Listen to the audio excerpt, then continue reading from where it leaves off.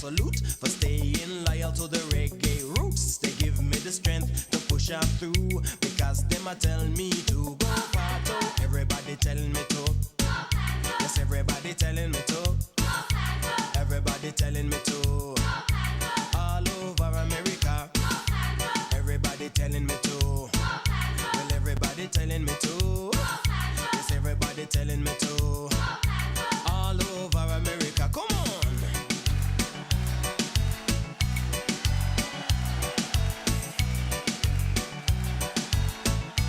Agony man. When I say all over, I mean all over. North, south, east and west. You understand? Check this out.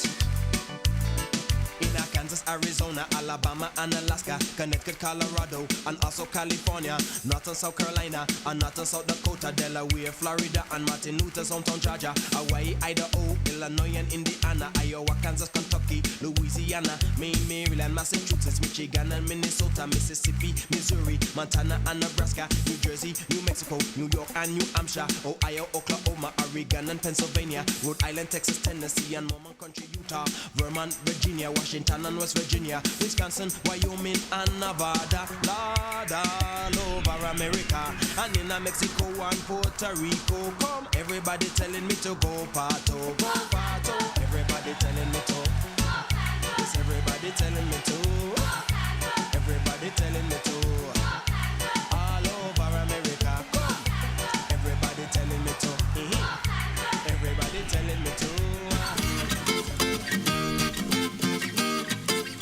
Hey everybody, this is the original hippie chick. You're listening to the best coastal Americana music on the planet. Tiki Man Radio, TikiManRadio.com, your happy place.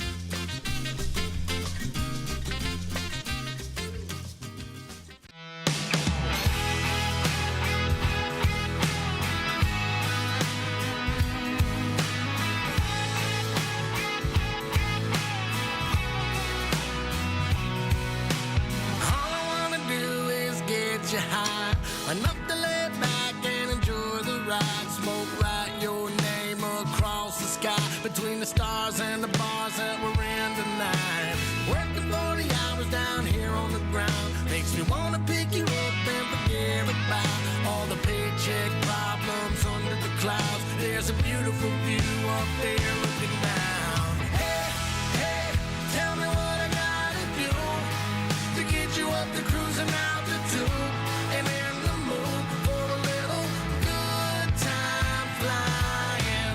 Hey, girl, we could turn these neon lights into a first-class Friday night. That's right, I wanna make you mine. All I wanna do is be with you at cruising altitude.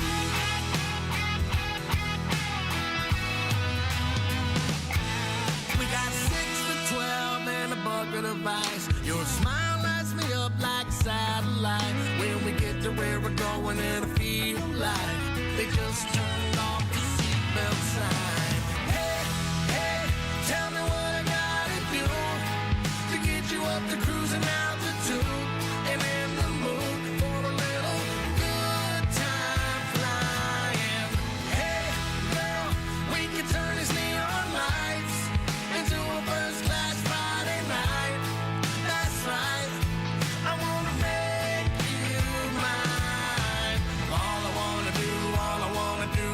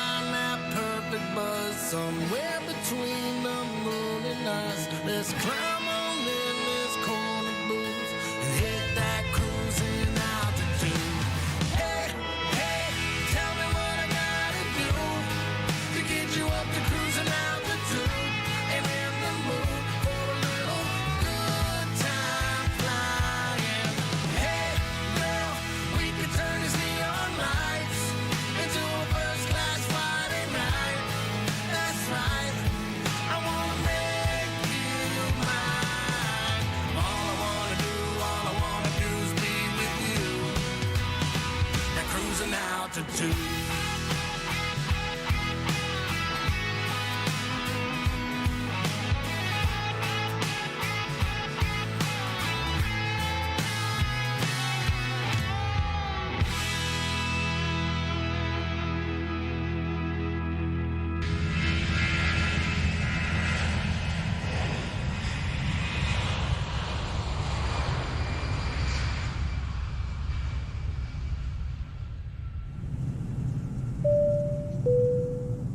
Ladies and gentlemen, this is your captain. I'd like to welcome you aboard our flight tonight. We are traveling at 34,000 feet at approximately 420 knots. Those on the left side of the aircraft, I'd like you to take a look out your window. We're passing over Key West, and I'd like to point out Beachy Shell Studios.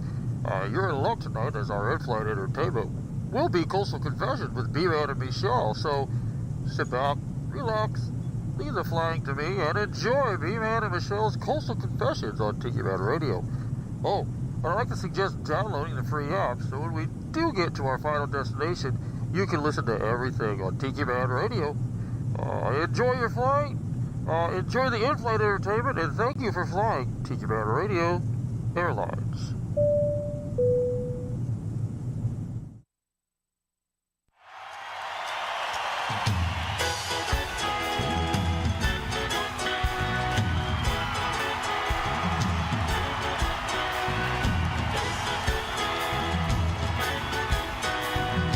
Cincinnati, Ohio, we know it.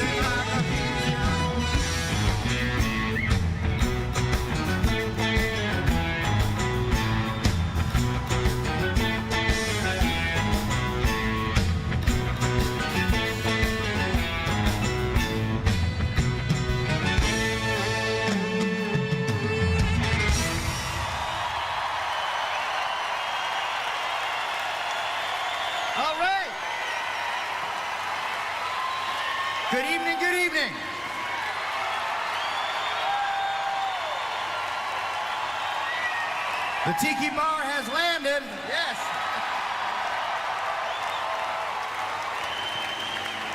It is nice to see y'all again, as always. Here in the dog days of August. But you know, we've never had a bad time putting on the old steam bath and a show routine here before, so All right, all you women out there. This one goes out to Anita Cochran. Woo!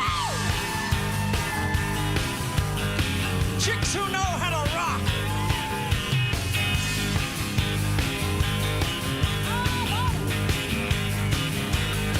Well, she turned 15 with great expectations. Our older brother knew the song that was up.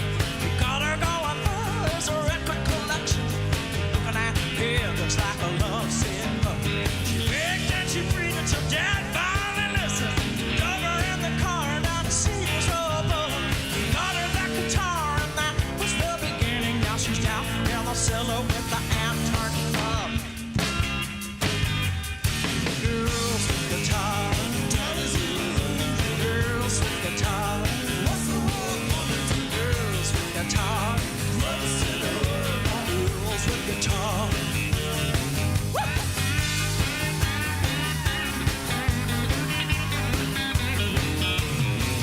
Well, Saturday night, she followed her brother.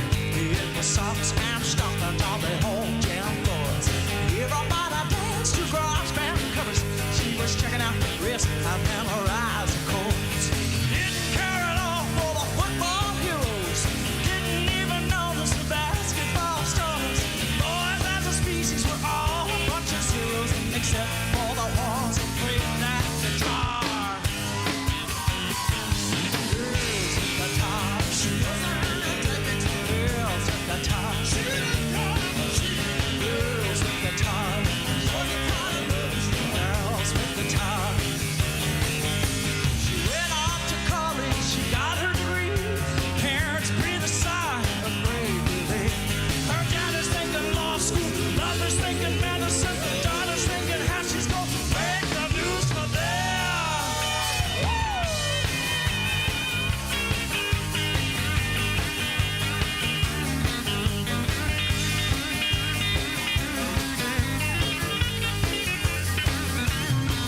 Now there's an old Chevy van just sitting in the driveway. Fell to the gills, all her stuff. She cut a deal with her brother to drive it up the highway. Feels like Disney is closing up. Get the audition to a frown on a frown. Checking out her legs, saying this will never work. Lips on her boogie, turns to the band. Gives a little frown and blows away the jerk. Girls with guitar, everybody's rocking. Girls with guitar, girls with guitar.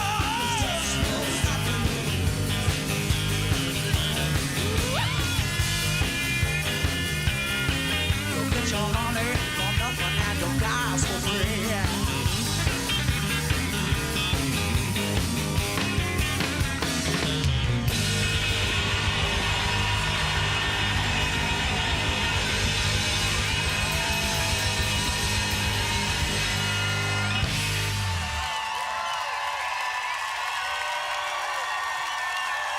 Hi, this is Adrian Z. You're listening to Coastal Confessions with B-Man and Michelle on Tiki Man Radio. That's right. B-Man and Michelle's Coastal Confessions right here on Tiki Man Radio. It's another Friday. It's another Friday night. What are you doing over there, baby? Hanging out. Yeah. We've had a busy week. Another busy week. There's been a lot going on in this town. We're in our third week of concert series. It's the we're kind of Key Western Fest. We're winding down on the Key Western Fest, which is all women. Let's get a camera on here. Right? That's right. There we are. All ladies this year. All ladies this year. And man, last night was a killer. We got to see Susie Boggess.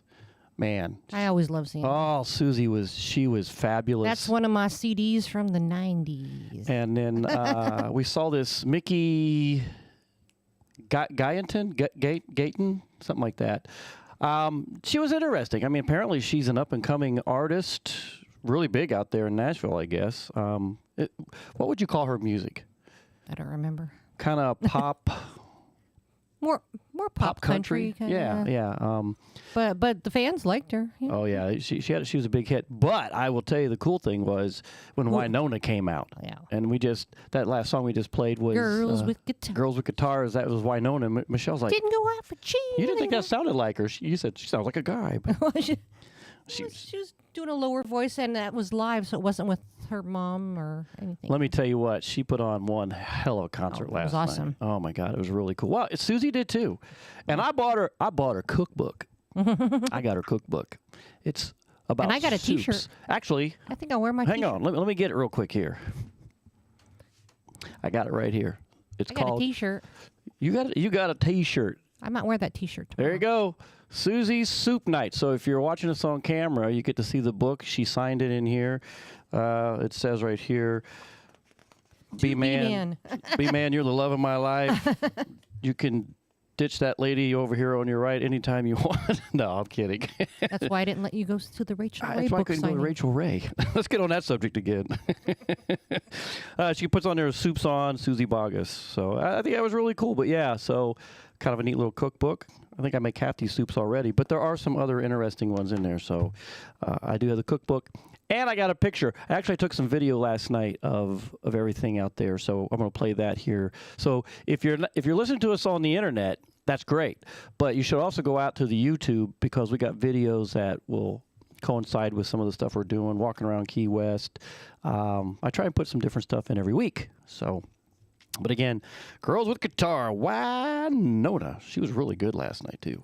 Man, barefoot on stage. She was just having a ball. Susie's playing again tomorrow, maybe. Susie's at Margaritaville tomorrow at 2 p.m. So, well, we're thinking about it. I'm not sure. We're thinking about it, but I'm not sure. It was really hard to get into Margaritaville for that other thing. So. Well, that was a Parrot Head thing for Jimmy Buffett and all that, and it had Tom Shepard and all the other cast of characters. So I don't know if we're going to be able to. Who did we see today? Who did we see today? We saw Erica and Emily. And Claire. I talked to Claire. And some drummer dude. You know what? They didn't really say much about him, but he was really good. The drummer guy was good. Well, because it's all about girls. They were trying to pretend he was not there. Exactly. So I got another computer in front of me here, so I'm able to instead of going to this other computer to the side of me, I'm able to kind of put more stuff in front of me. So I'm trying to make it easier. We're trying to figure all this out as we go. I hope the stream is nice. Danny told me last week we had little hiccups in the stream, but I think we worked out those bugs. Because on my end it says excellent. So if it's not working right on your end, well, that's your problem. Okay. That's your fault. Call your local cable company. God, what else, Michelle? It's just we might have a special guest here in a little bit. I've been talking with Emily Randall for the last few days, and she may try to. She was going to come over, and then something else. She might be over at Wegmans though. So. She might be doing something over at Wegmans because it's Linda Clipp's birthday. So they might be doing something like that. And I just said, look, if you're doing that, that's fine. I get it. So, but they did a really nice concert at Dante's today. Man, Emily on that fiddle. And mandolin. I didn't know she played mandolin. Did you? I think we've seen her play mandolin before. I don't remember, but I was kind of surprised. So which kind of made me want to get my mandolin back out. You need to change those strings probably. You haven't done anything with that since you bought it. I know. 3 or 4 years ago. I haven't done anything with it. So I had one in Albuquerque. I played a lot, but because it's so dry out there, the body of it just caved in. I went to pulled it out of the bag one day at a gig, and I'm like, what the hell happened here? So I bought a new one when we got here, and damn if I even play it. So, but I will tell you, there's a new song in the works. A couple new songs actually, but we did some writing with Tiff. Did some writing with Tiffany Green. She was over here the other day, so we got. It's going to be a really cool song. Yeah, I think everybody's going to like this one. I think this one is really cool. So stand by from when we get ready to release that. We're working some other things on it. I'm going to try and get some vocals next week on it, and then see what we can do from there. A lot of new music. Oh, my God. I can't believe how many artists have new music, and I've tried to put some of it in here. I might have missed somebody. We've got some really cool videos. Aubrey Wollett's new one, Lighthouse video. We're going to play that one. So if you're not listening on the YouTube, switch over there and put them both on. Put on YouTube and put on the internet and start filling up. I want to know who's on tonight. I know we got Callie McCool. He's already chiming in, so thank you very much. He's on the West Coast out there in Cali, and he's got the kids out there. They do their Tuesday show, teaching them how to be radio DJs. Going to carry on the torch here. And actually, Kelly, I need to get you one of my scripts. I told you I'd send one of those. Maybe I'll autograph it, and then you guys can put it in a little, kind of make it official or something. But and then we got Mo. Mo's tuned in tonight. And this is really cool. I just got a text a little bit ago from Bill and Ann Abbott. They're sitting in North Carolina. They are traveling from Florida back to New York. So thank you for tuning in tonight in North Carolina. We so appreciate you guys, being a part of the show on a Friday night with us. And I will also say this, safe travels, my friends, because there's some crazy people out there. If they're crazy, they were crazy in Key West today. We had to go out. Good Lord, it was nuts. And that we were just going over to Dante's, for crying out loud. And it was like people pulling out in front of us and doing the weirdest things. Yeah, so. Because from here, we usually ride our bikes over there. So. What do you got on TV tonight? We're watching The Ranch. And tonight. why? Well, because it's Country Key Western Fest. Key Western we Fest. thought we'd do something Western. I got to crank your mic up a little bit because you just don't know how to get on that thing. It's Key Western. So now I don't want to get up close because you've cranked it up and all. No, get on that mic. So it's Key Western Fest, so I thought I would play something Put Western. on The Ranch. Yes, that is such a really cool It's set in Colorado. series. Yeah, it's a really cool series. So if you haven't seen The Ranch on Netflix, I highly recommend you go out there and do that. So Kelly, I will send that to you. Trying to get banners in the studio. That's really cool. Send us pics of what your little studio and everything looks like. And thank you, Danny. He says, tech support checking in from Tiki Man Radio headquarters, and the stream is now perfect. See? We aim to please our listeners and our watchers. So thank you guys very much. All right, because I got a lot going on tonight, and if Emily does end up showing up here, I want to spend a little time talking to her. I'm going to get to some more music. I got like 3 mouses here, so I'm trying to figure out which one. Musica. I got all kinds of stuff happening here. So anyway, we're going to get to some more music. Thanks for hanging out with us. If you're listening in, please tell me what you're doing. Hey, if you're drinking something, share it with us. I'm just having a little bit of cranberry, some LaCroix, and a splash of vodka, because we had a lot last night and the night before last over at the fest. So, what can I say? A little bit of a break. Hey, I got some Lost Lonely Boys here. We're going to kind of crank it up. And I don't know if this how new this really is, but Brooke Graham has one called Hello, Texas. And I know you people, we're playing a Texas song here, but, we like doing that stuff. Lost Lonely Boys right here on B-Man Michelle's Coastal Confessions. How far is heaven? Hang around. What? Which song are you playing? Well, you just have to listen. How far is heaven? No. It's La Bamba, everybody. Okay. Hang out with us. We're going to have some fun tonight.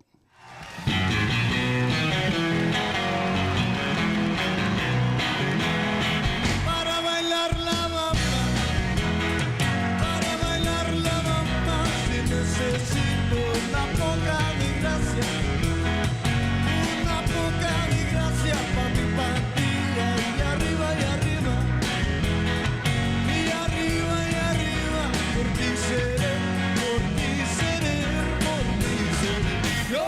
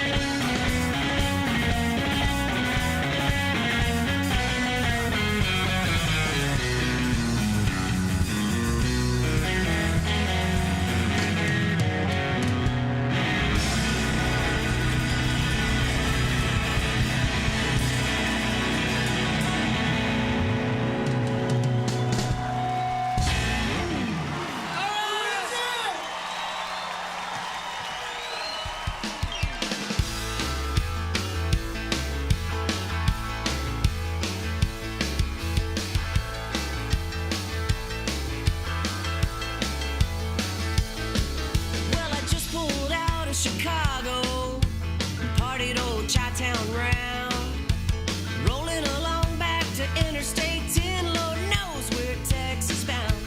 Hello, Texas, it sure is good to see you again. Hello, Texas, it sure is good to see me a friend. Well, now we've been to New York City, and we've been to LA too. People in them towns love to party down, but they don't dance like the cowboys do. Hello, Texas, it sure is good to see me a friend. Hello, Texas, it sure is good to see you again. You know we ain't knocking the rest of the country. You know we really think it's great. Just seems I left a part of my heart somewhere in the Lone Star State. Giddy up, y'all.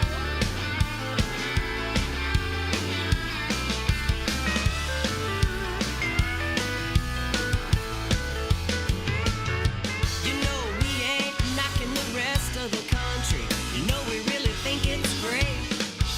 Just seems I left a part of my heart somewhere in the Lone Star State.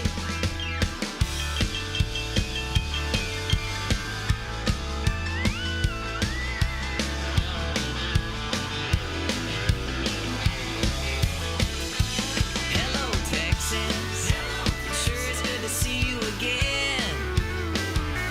Hello, Texas, it sure is good to see me a friend.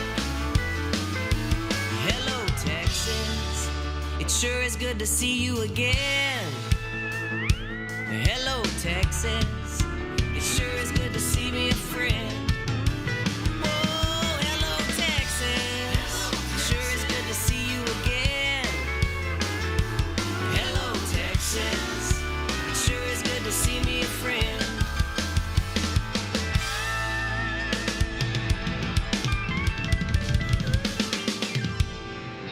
Hi, this is Mo. Where do I go with my coastal confessions? To the Beach You Shell Hideaway in Key West, Florida, with B-Man and Michelle on Tiki Man Radio Live, Fridays 8 to 10 p.m. Let us hear your coastal confession. We have not had any coastal confessions in a while, have we? I thought we had some last week. Well, we might have. I don't remember. Maybe the week before. But yeah, Perhaps. anything funny that happened last night at the at the show? Well, Ray and Harriet kept stealing your drink. Oh yeah, Ray and Harriet kept stealing my drink, so I had to go over and get another one, and another one, and another one. So I actually left there sober because they kept taking my drinks. Because Michelle and I get them free. They're on the other side of the fence, or I should say the other side of the tracks. So we're on the good side of the tracks. They're on the bad side of the tracks. But we were meeting them on the track side, you know, right there where the rail comes down the middle. And next thing you know, it's like, she's like, "Hey, can I have a sip?" "Sure." "Okay, go get another one." "What?" "I lost my drink." But hey, that's the way it goes. Hello, Texas, Brooke Graham, and of course, Lost Lonely Boys, La Bamba. You have a La Bamba story, don't you? Didn't your cousin go to school with one of them? A cousin of mine, well, two cousins of mine, actually, Benji and Gary, went to high school with, I can't remember his name right now. Richie Valens. Richie Valens. Richie Valens. Yep. Big old shout out to the ambassador of Tiki Man Radio, Michelle Myers. Thank you for tuning in tonight. We appreciate it. And it's always nice to have family join us. I consider you all our family. And did I say that we're almost full for the Tiki Man Radio Songwriter Showcase, the 8th annual one here in Key West?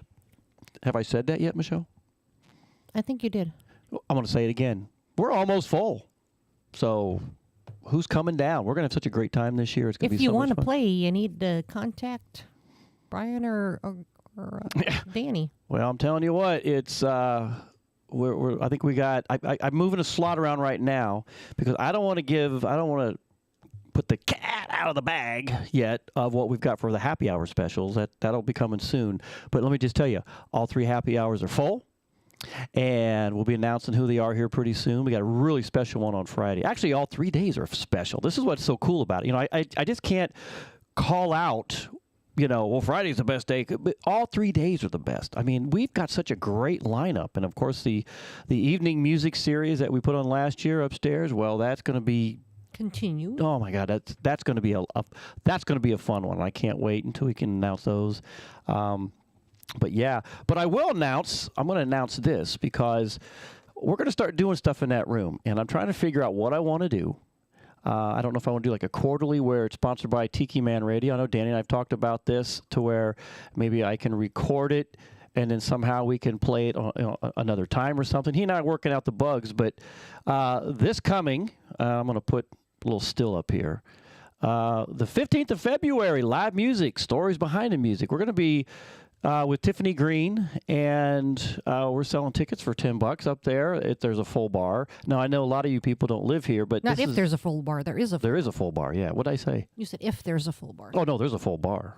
I wouldn't play if it wasn't a full bar, for crying out loud. But we're going to be there in the Ready Room, second floor at Rick's Entertainment Complex. Tiffany Green's going to kick it off with, because she leaves the 29th of February to go back up to where they live. Virginia. And West by God, Virginia. yeah, I hate when those guys. I can't wait till they can stay down here longer because it was so much fun songwriting with her the other day. God, we had the amount of stuff, the energy that was just flowing on paper and in the air, and ideas. I would even say something once in a while. Yeah, I was over there with my H-wave on my knee and with my phone in my hand, but I'd hear you guys talking about like, how about this? You know what? You know what I noticed in that situation? You sitting over there, and what we'd already written and put down based on the melody that we've got, you were getting into it. And usually I don't see you get that energized or that engaged that quickly. And I could tell it's going to be a good song because if you're doing what you were doing yesterday, oh, heck yeah. So, but anyway, live music, the 15th of February is Tiffany Green. And then on the 22nd, and I just put that little still up there, you got Sweet Harriet and B-Man and Michelle. And those folks who can't come to Tiffany and ours, you'll be able to catch, we're going to talk about our music. And that's what I want to start doing with this. It's kind of like the Unplugged of Key West. Behind the music. Behind the music. So we're going to have a lot of fun with that. But without dishing on the drama. We're not dishing on the drama. No, there's no drama. Let's put us back in there. There we go. So look how pretty you are tonight, Michelle. You're just looking so gosh darn beautiful. Anybody else want to chime in and say how beautiful she looks? Please. So let me catch up on the hey, we got Beth Schreier. Hello, hi, Beth. How are you doing? God, thank you for tuning in. Beth and Jaeger. Beth and Jaeger. And Jaeger. We've got Kirsten is back on the island. So we got to see if we can get Kirsten back here on a Friday night because she was so much fun on the radio that one night. So we're going to see if we can't get Kirsten to come back and be a radio star with us and have a little bit of fun. So anything else from last night, Michelle, before we move on to some more music? I think we should do some more music. Why do you think we should do some more music? Because it's a radio station and people want to hear some music. That's why I have you as part of my world. So I'm your Robin. Yeah. No. No, not that Robin. Howard Stern's Robin. Oh. I guess I'm not Batman then, huh? No. Hey, this next song I'm going to throw out there. I picked it, put it in, and then I just realized the guy got thrown in jail because he's, I think, on drug charges or something. So anyway. Sorry. Still a good song. Still a good song. So, hey, we're going to play a little bit more music, and we're just going to start making this night a little bit fun. So I hope you guys are enjoying yourselves. And Callie says Michelle is gorgeous. There you go. Thanks. So... And I'll get your $5 out to you in the mail later on this week.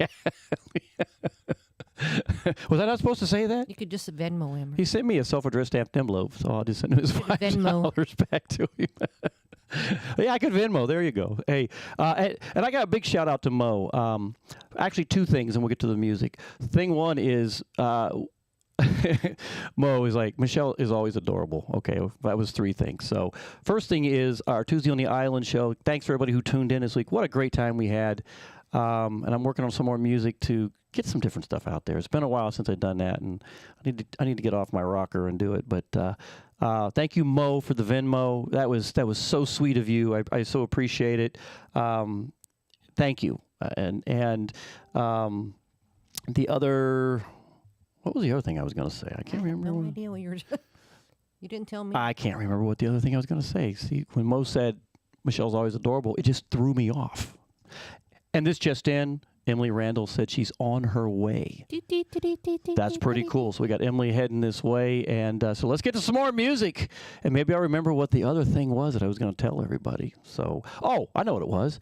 Danny, I'll get it to you tomorrow. If you're listening, I will send you Tuesday on the Island. I haven't done it yet, so I apologize. First thing in the morning, it'll be to you, my friend. Darius Rucker, B-Man and Michelle's Coastal Confessions right here on Tiki Man Radio. Hope you're having fun.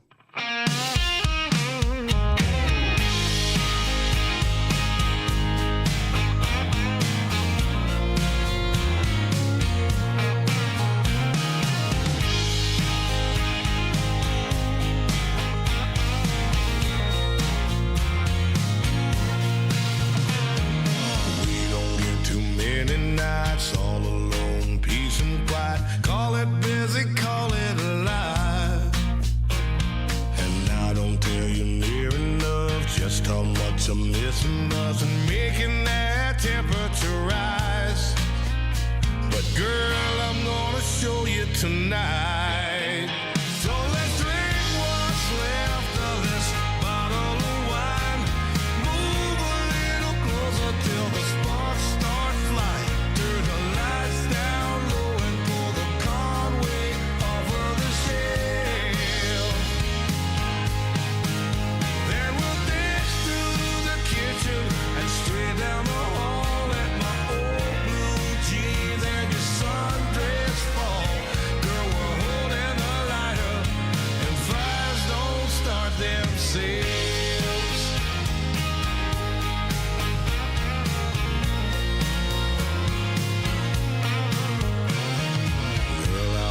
Take my time, love you slow, love you right. Shadows dancing on the wall. Your lips, your hips, your fingertips. Every inch of you just fits like the shirt that I got on. Gonna love you, baby, all night long. So let's drink what's left of this bottle of wine. Move a little closer till the sparks start flying. Turn the lights down low and pull the Conway off of the shelf. Then we'll dance through the kitchen and straight down the hall in my old blue jeans and your sundress fall. Girl, we're holding the lighter and fires don't start themselves. No. Fires don't start themselves.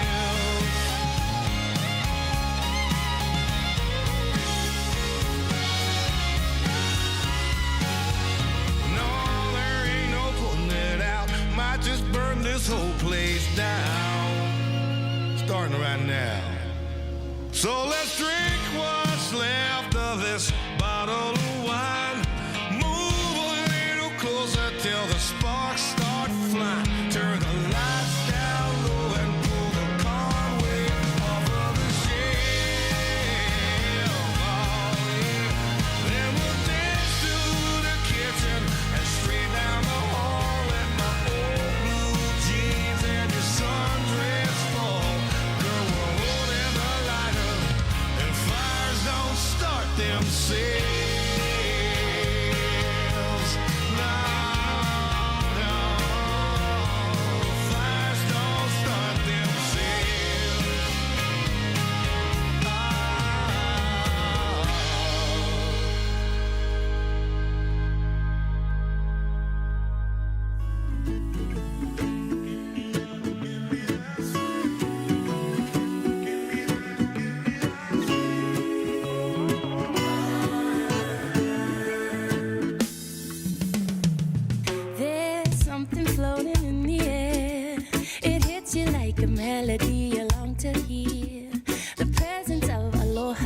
dancing everywhere, everywhere.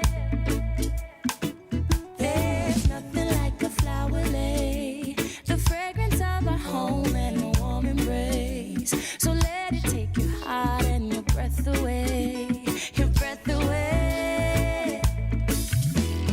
Give me that sweet, sweet, sweet island air. Give me that sweet, sweet, sweet island air.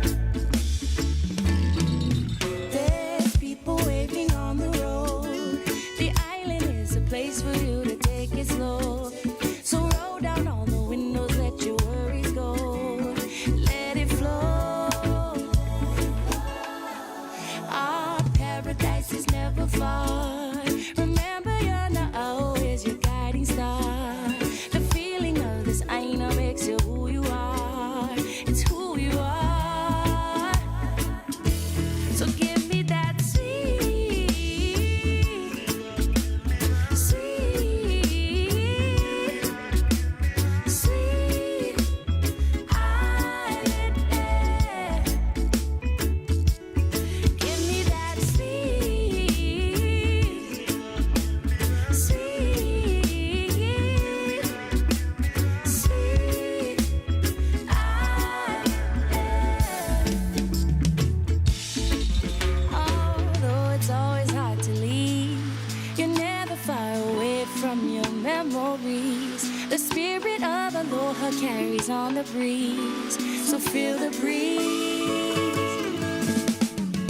You can hear it in the cowrie shells. Poo, honey, poo from our papa swells.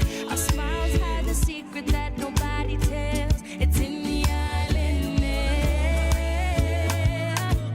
You can see it in our waterfalls. Yeah, like a vibe in the valley walls. The songs echo out, you can hear the calls. It's in the island air. Give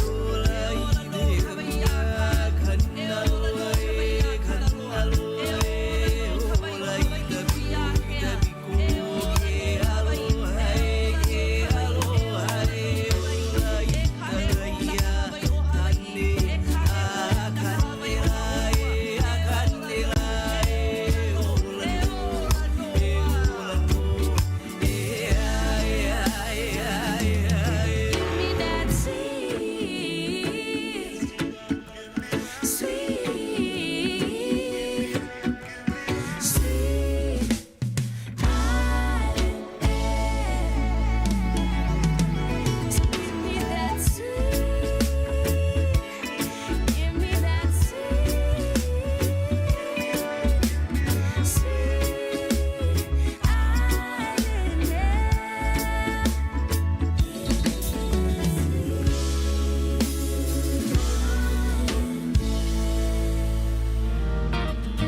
Hey Tiki folks, this is Rick the Stick, and I do my show from 5 to 7 Eastern Island Time every Sunday evening, and it's sponsored by JBL Travel Group. The show is called It's 5 O'Clock Somewhere on the Road. When I'm not doing my show, I keep my one good eye on the road and my two good ears tuned in to Tiki Man Radio. Hey, what could possibly go wrong?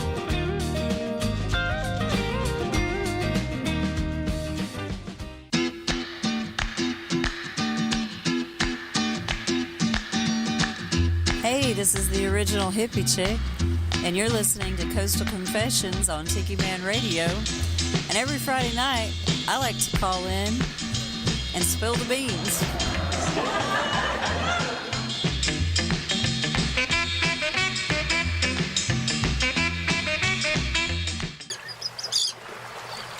You're listening to B-Man and Michelle's Coastal Confessions Around the World on Tiki Man Radio, your coastal Americana radio station. What could possibly go wrong? What could possibly go wrong? Hey, you never know on a Friday night here on B-Man and Michelle's Coastal Confessions. right here on Tiki Man Radio. We just got Emily here, so what we're going to do, I'm going to go to another song, and we're going to get her all wired up so that we can chit-chat and find out what she's up to, and this is going to be a lot of fun, guys, so I'm glad she was able to make it, put it in her calendar, because she's very busy. She's a very wanted person because she is so talented, and she's just awesome. So we're going to get back to her in a minute, but I want to give a great big shout-out to Beth Olney from Nailtini.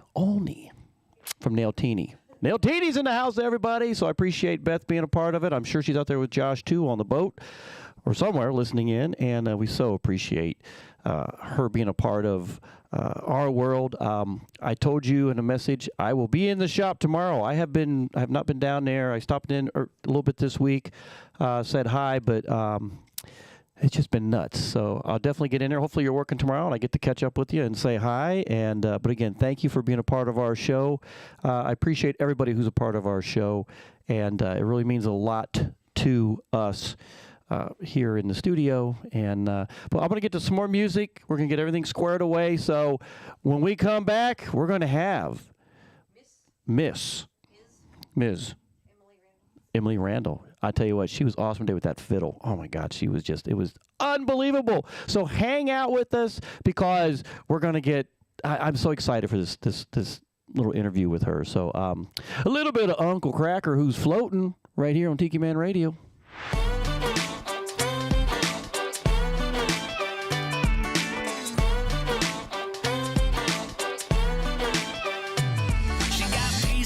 Confetti from a show last Friday night. Takes her too long to get ready, but it's worth it every time. Not a lot of clutter fluttering through her world or hanging on her walls. Just Jesus cause he saved her, George Strait cause he's the king, her daddy cause he made her feel just like a queen.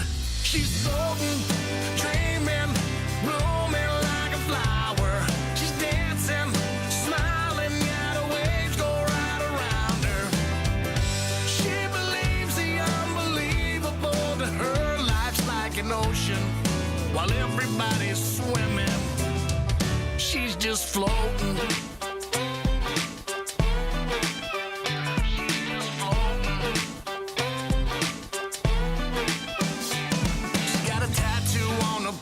Let's say not everyone can see. Hall & Oates is screaming from the doors, not on her Jeep. Not a lot of pictures mixing up emotions from her past. Just Jesus cause he saved her, George Strait cause he's the king, her daddy cause he made her feel just like a queen. She's floating, dreaming, blooming like a flower. She's dancing, smiling, yeah, the waves go right around her. She believes the unbelievable. To her, life's like an ocean, while everybody's swimming, she's just floating.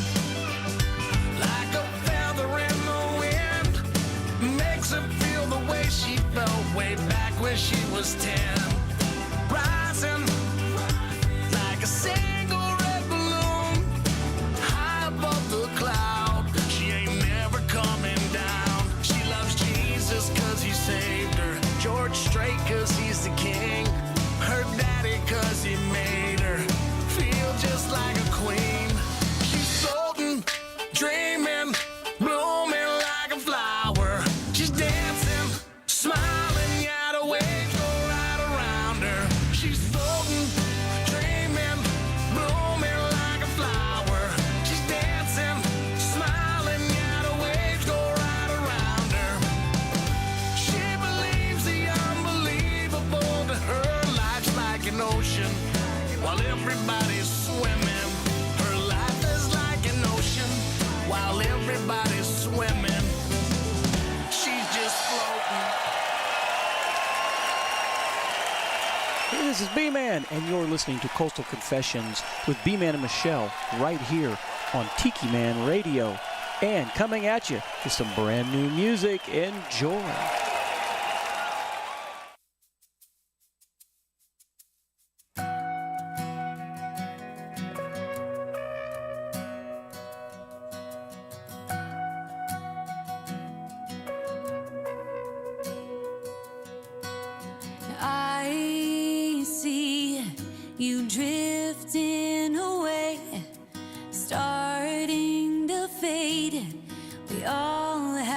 those days. Yeah, sometimes it just takes some time. Look hard and you will find that I'm still shining through the darkness, through the pain, and through the teardrops and the rain. When the waters get rough and the waves too high, when you're trying to battle the storms of life, you feel like you're stranded alone, I will guide you home. When you cannot rely on your compass, lost your way, tired and hopeless, don't give up, the light will be on, I will guide you home.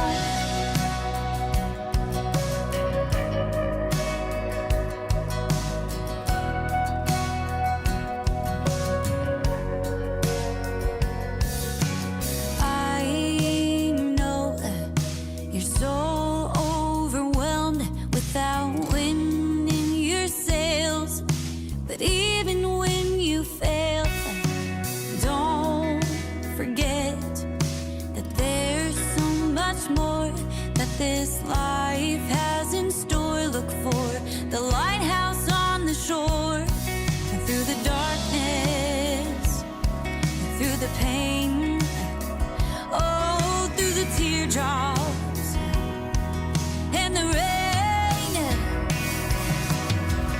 When the waters get rough and the waves too high, when you're trying to battle the storms of life, you feel like you're stranded alone, I will guide you home.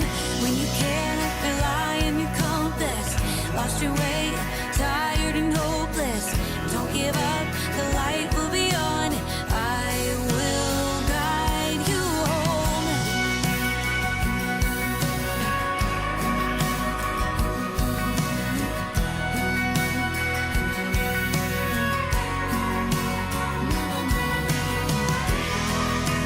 And even when you can't see the stars, remember, you're never too far, no, you're never too far. When the waters get rough and the waves too high, when you're trying to battle the storms of life, when the waters get rough and the waves too high, when you're trying to battle the storms of life, you feel like you're stranded alone, I will guide you. When you cannot rely on your compass, lost your way, tired and hopeless, don't give up, the light will be on, I will guide you home.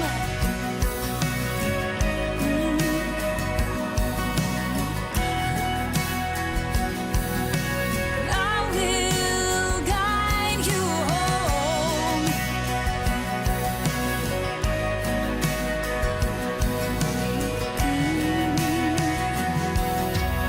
I will guide you home.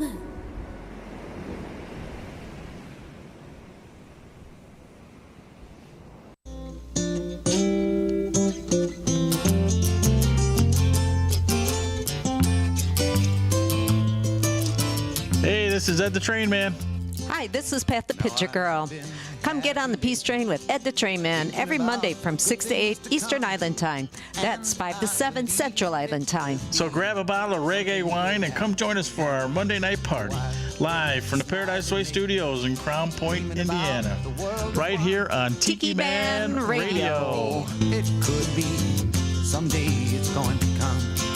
'Cause out on the edge of darkness, there rides the peace train. Oh, peace train. What a great song. I love that song. And hey, tune in on Monday nights and you can check out Pat and Ed and their Peace Train show. And we are so happy. Woo-hoo. We are so happy. Emily Randall is in the studio. Oh, my God.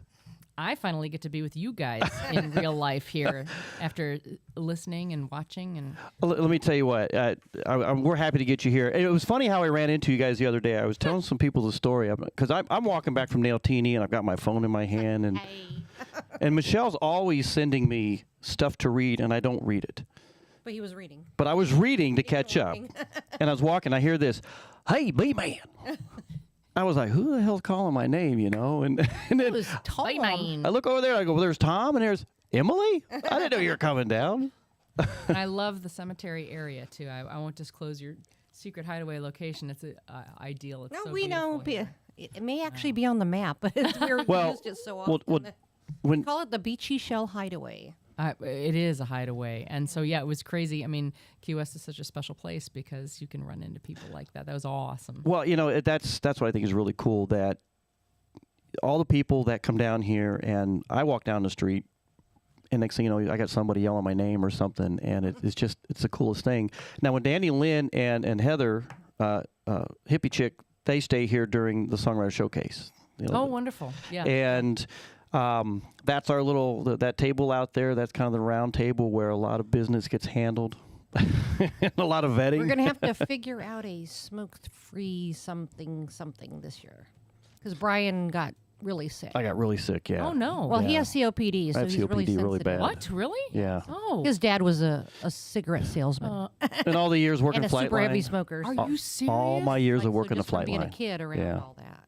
Yeah, working out there and all that jet fuel and JP8, JP4, whatever it JP4 and was. then Yeah, sure. all that crap out there. So yeah, so when I get a cold now, it just hits you. it hits This year me it's going to be bad. like, we're going to buy you a bunch of patches. We're gonna figure and it you can out. go out by the cemetery. We're gonna figure it out, but yeah. So, but No that's smoking around the table this year. So. but that's where they stay, and well, I just when they're out there doing, I just have to be careful. I won't go out, and then once he's done, I'll go back out. Well, we'll figure it out. I'm not worried No, it's about not it. it's just Brian needs to stay away from.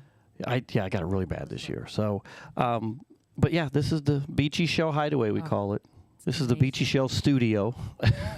I can't tell you. I just love it. It's peaceful. I love that outer area too. The sanctum of the patio. You look up and see the stars and palm trees. It's just perfect. We got the really cool spot, and I was gonna say that Danny Lynn, like in the mornings, he'd grab his coffee, and he'd go over in the cemetery, and he even wrote a book. He went over there. I didn't know this until at the very end. He's like, wrote a children's book. He wrote a children's book, yeah. Oh, okay. Which I thought was really cool. I was like, wow, good on you, man. Oh, you said. What? I forgot. Maybe we shouldn't say that on the air. Don't say that on the air. We'll say once. We'll tell you once. Okay. Yeah, Michelle mentioned it's nothing bad, anybody. We're okay. Before we get started, Michelle Meyer says thank you for your service. Oh, yes, ma'am. Callie and us. Aw. Thank you. Callie was a crew chief on a 141 and a C5. Oh, very cool, man. That's the real deal. Yeah. Absolutely. Yeah, I can't tell you how many times I slept in either crew bunks or we'd strap ourselves to the You know what's the nice cargo thing to floor. sleep in? What? The litters on a C9 if there's not a patient in there. Are they comfortable? Oh, It's Oh, yeah. just a big cot. Oh, I mean, yeah. you're like- Yeah, it's a really nice cot. I've ridden. I've flown sideways on the C5. You know, when they strap you in the jump seat. Yeah. So I've done that, but yeah. I usually go if there's enough room and there's not enough people around you, like go backwards, and then you can like just Hey, we can't hear you all the way back there. face plant yourself into the net, and then you're like, Well, my aircraft of choice was a C-130. Yeah. And I've done a lot of... C-130 rolling down the strip. I used to do a lot of airdrop with those guys, and I would lay right there. We'd strap ourselves right there on the back of the, when they had the doors open. And we'd just strap ourselves in, and we would just be doing low-level stuff. And I was having a ball. I miss it. I miss that a lot. Let me see. Yeah, so Callie said he worked flight line. I want to say this before I forget, because I know we're going to get into a lot more subjects, but Mo. You might remember Mo from the Songwriters Showcase when you guys did the bubbles up and there was bubbles going everywhere. Oh, yes. Yeah. Right. Okay, so Mo says, hey, Emily, Brian, please tell her I was one of the bubble crew at Rick's. She actually contacted me and sent a video picture of me blowing the bubbles during the Bubbles Up song. Yes. Yeah, absolutely. It was cool. That's funny because as I was packing to come to Key West, I'm like, what am I forgetting? I'm looking around because that was the last time I was here was in November. And I saw on my sink, I have the bubbles. I kept my bubbles. Oh, that's really cool. They're still good. Good to go. You always need some bubbles in your life. Well, I got to say this. We were talking before you got here. I did not know you played mandolin. Well, It's an interesting Scott Kirby story. Last year, he came out with an album, Dream of Your Life, and one of the songs is, it's called Work Hard. Work hard, play hard, and die easy. Yeah. And he called and, hello, Emily. He called around January and said, I've got a track that has mandolin on there. So do you play the mandolin? I'd like you to play it for my CD release. and I said, I don't even own one. And he goes, oh, wonderful. Well, the show's on April 11th and basically hung up on me. And so I guess I have to borrow a mandolin and learn how to play this song, which I did. And I borrowed one to practice, and Gabriel Donahue lent me one at the show at the Ram's Head in Annapolis. And then I was really hooked after that. It's a really beautiful... Yeah, Brian has one. Yeah, look at that. Oh, it's a Washburn. It's just like what I and played he today. used to play. I used to play a lot. Okay, and he wonderful. hasn't played since he bought this one. Well, it's an addictive instrument, isn't it? And with violin, it's the same, tuning, the same G, D, A, E. It's just twice as hard to keep in tune because you've got those unison strings. But I love it, and I took my first and last mandolin lesson in the Chicago area. He threw some Bach at me and some of Mike Marshall's Brazilian choro duos. Yeah. That's a cool book to read through. And then some jazz standards where, we'd play changes and I would solo while he comped, and then he would solo while I comped. And at the end, he said, well, I don't know what else I could teach you. He goes, are you free on Saturday night? We're playing at 7 p.m. at this, trying to book me already. I mean, watching you today playing up there with Erica Sunshine Lee and Claire Finley, and who was the drummer? His name's Daniel Clark, and Clark. he's local kid. He looked familiar. Yeah, he. I had never seen him or met him. We met for the first time yesterday at the Tuna. I'm on the bandstand. We didn't even have time to rehearse. Everything's so busy, and so we just practiced remotely and showed up and played the gig. It was great. Very talented kid. And Daniel went to Berkeley School of Music, just like Claire did. And so, it was just a great show, and that was awesome for you guys to take time to come out. Thank you for that. Oh, I wanted to. I felt bad. It was a busy lot of music this week. There has been a lot of music, and I felt bad that we didn't come out to Smoking Tuna the other day. But we're sitting here streaming. But he was actually writing. Oh yes, which he hasn't done in a while. So. Which I haven't done in a while.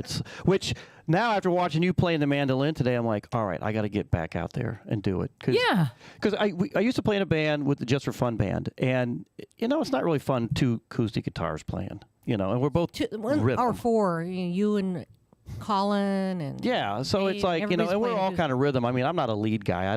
I'm not that good. But I just finally all right, I'm going to bring in some other stuff. So, I threw an electric in there, and then I brought in the mandolin and pretty much taught myself. And you used to play banjo too, right? I used to play banjo. Oh, now that's super. Like real banjo or guitar-tuned banjo? That's a trick question.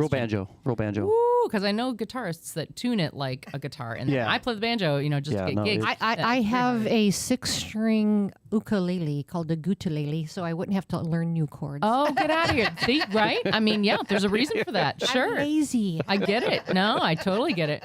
Is it the thing on the end, the Taylor?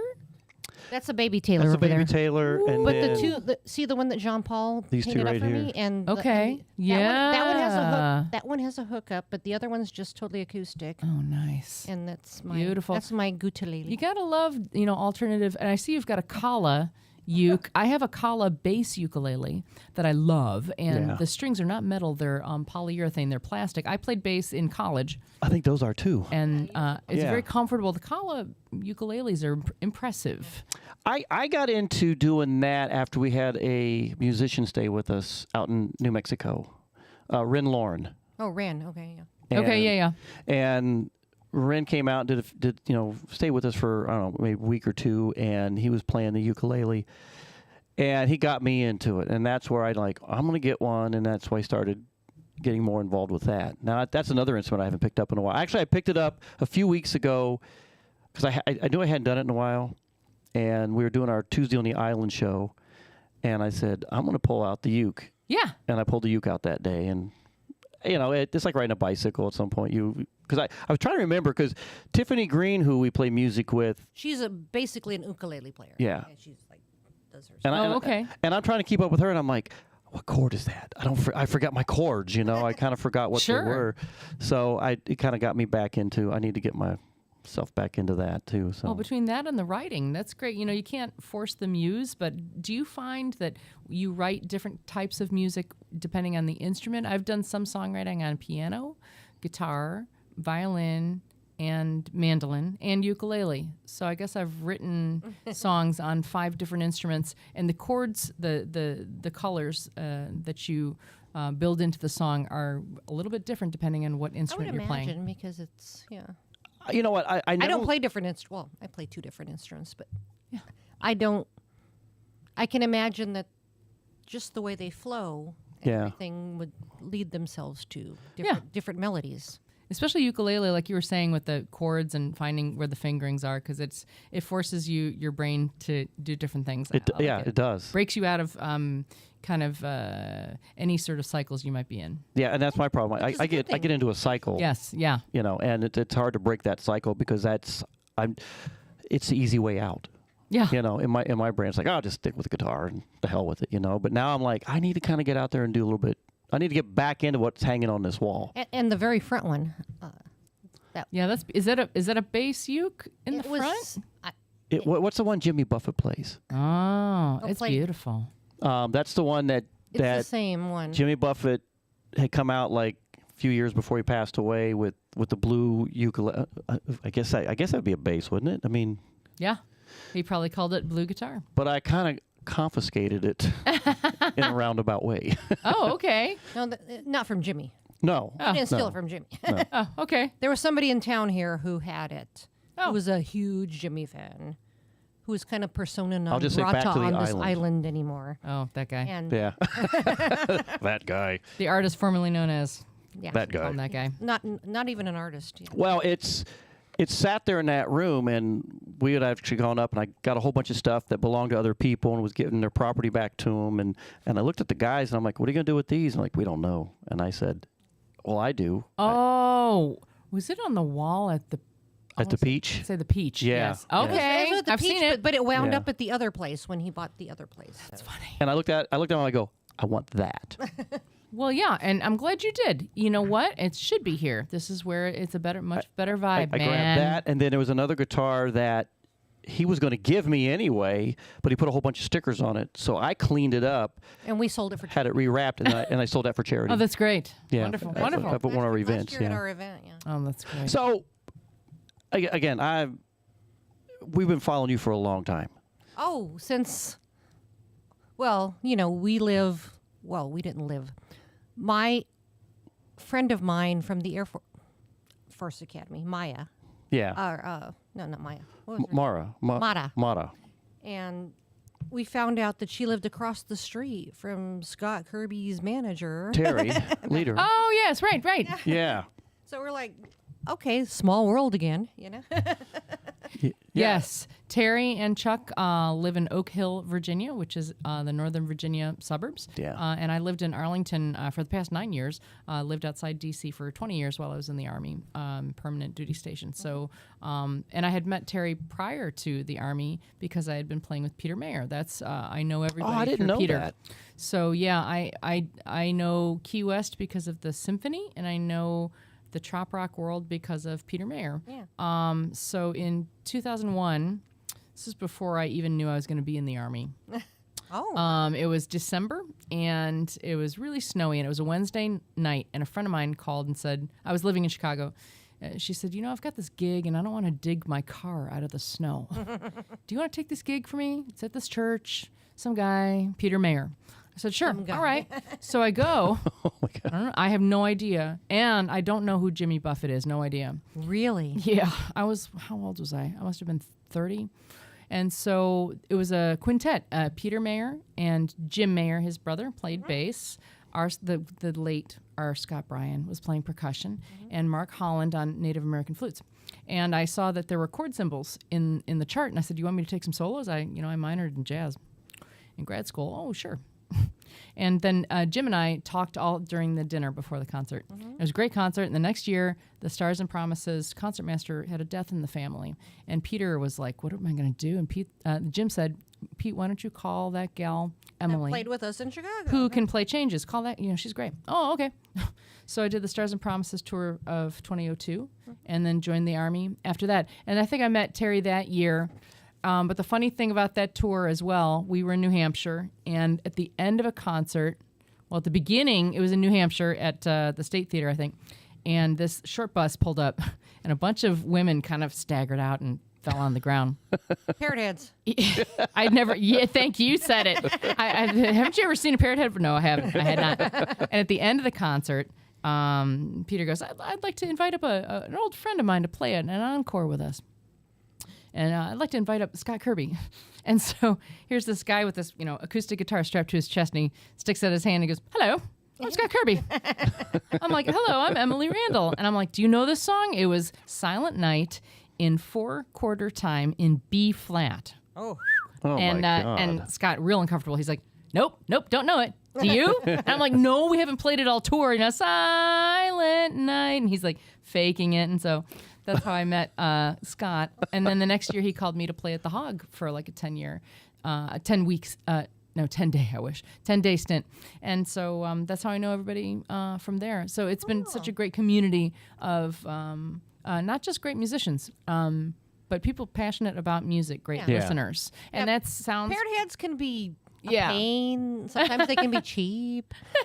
But, I mean, they love the music. Yeah. And they love the community. And they're loyal. And they're like loyal. You said, because they to know that. Jimmy, they know the Mayors. Yeah. And because they know the Mayors, they know Scott Kirby and Hugo Duarte and all the people that are around. Did you ever get to meet Hugo Duarte? One time. Did he hit on you? There's a photo of me and Scott. Scott is announcing. We're all on the stage at the Hog during Meeting of the Minds, and Scott is at the microphone. Robert Greenwich is there. I don't know. There's no like pan there. I don't know what he was playing. And I'm on stage with Hugo, and I just sat in. So Hugo had me up, and he had me up the whole night. And I didn't know who Hugo was. And so at the end of every song, the crowd would go, yay! And there would be a round of shots on the rail, like a round of tequila. And, don't want to be rude. And then the next song, hey! And there'd be a round of We've bought Crown Hugo Royal. a round of shots before. I'd be like, don't want to be rude. And after it was like tequila, Grand Marnier, tequila, Grand Marnier, tequila, Grand Marnier. You got to eat a lot of pasta before you play with those boys. Oh, it was too late. The next day, Scott Kirby and I had a 4-hour at the Hog, and we were both so hungover that we're trying to play, and he thought his harmonica was broken. He just didn't have his capo on, so it was the wrong key. And he takes the harmonica, throws it over his shoulder into the parking lot of the Hog, and it hits this brand new Harley Davidson. And then he's like, my life, God, Jesus, this sucks. And then there's this tarp over his head with the little feet of a rooster, and there's a rooster standing up there. Is he gonna poop on him? And Scott just like, shut up. He's shouting at this rooster. So that's my Hugo story. The one time I ever met Hugo, we closed the place down, drank the place out. It was fun, but boy. Oh my God. And Hugo's, like you were saying, there's some loyalty there. A lot of the listeners, just huge, Hugo fans even to this day. Hugo is the reason we became like legit parrot heads. We went in Virginia. We went on the paddleboard. Paddle boat. Paddle thingy for New Year's Eve. I was looking for something to do on New Year's. Oh, that's nice.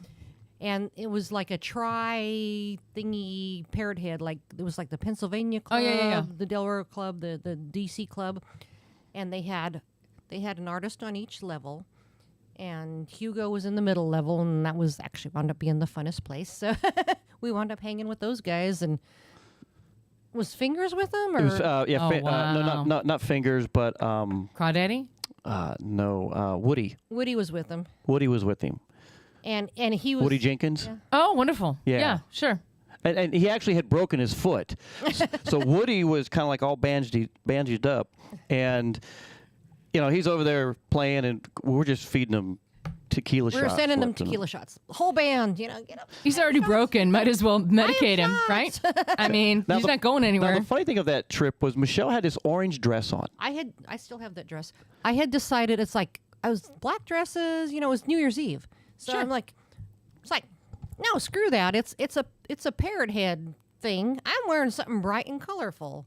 So I wore the orange dress instead. So fast forward. We're here How in many Key years? West, at least, I don't know, maybe 5, 6 years, maybe. We're in Key West. We go down to Hog's Breath. We hear Hugo playing. She has an orange outfit on that An orange night. shirt I had, which I still have. It's just I believe I still have that shirt. And we walk in there, and Michelle's like, woohoo, woo, woo, have a good time. And It's like, you remember us? and he goes, I remember you guys. You got me effing wasted. Oh, no. on tequila. And he He remembered. But did. since then, he's played in Albuquerque for us. I had him play at my retirement ceremony from the Air Force. No way. Yeah, he played for us in our house. you know, And from that's what I know of him, that he's very pro-military. He's very supportive of the military. Oh, Some my of his God, songs yeah. about the military. He that makes loved- sense. My dad's a World War II veteran, and he just loved talking to my dad. Yeah. No, it was amazing. I have a question for you. So you what got you into the Army? Long story short, I wanted a government job that would have a retirement and health benefits, so I started to study to be an air traffic controller. I was going to interesting. work outside of O'Hare in Aurora is where the center is. So I was studying weather systems and that sort of thing. You can believe that. And Okay, then but before you go any further, Yes. air traffic control in Chicago. Are you nuts? I know. At least O'Hare. Oh, there, orange. There you go. There you go. Very nice. Too orange. I mean, between that and the tequila, who could forget you?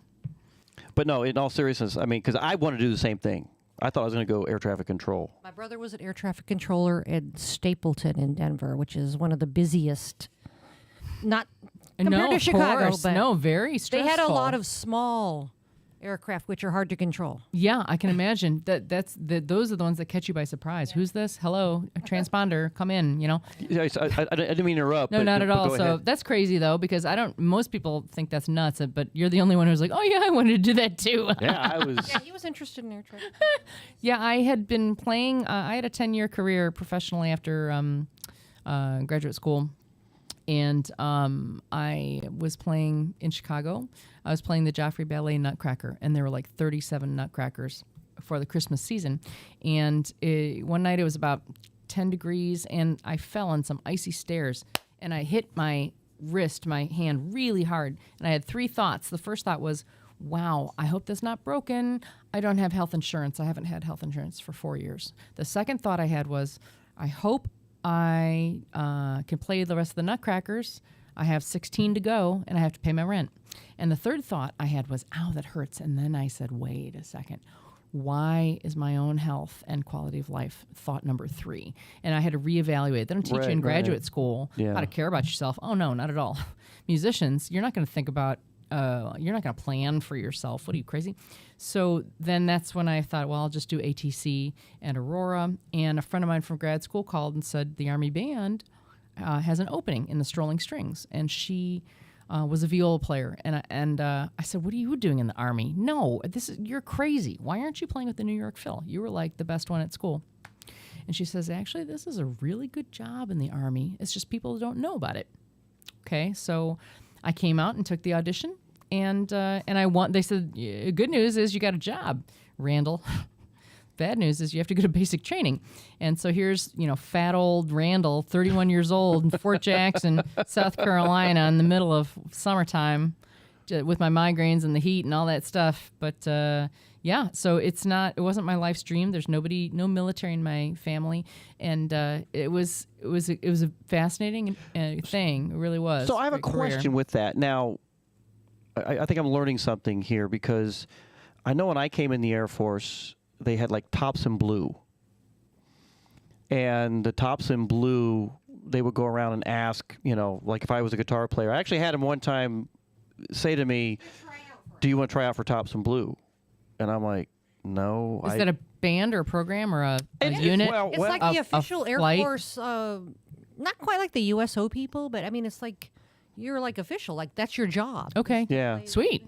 But, nice job, right? I'm sure every service has one of them. But it was only temporary. You could only do it for so long. You had to go back to your career Like a field. year or so, or but 2 years. Now That would have been interesting. I guess I'm curious. Was yours? That's what you did in the Army? Was Yeah, that's the duty station. That's the thing. Is That's like interesting. I didn't know Well, the military bands have something called special band and regular band, which sounds elitist, but there's a purpose for that. The special bands are there's very few of them, and they're on call for mostly ceremonies, as you guys know.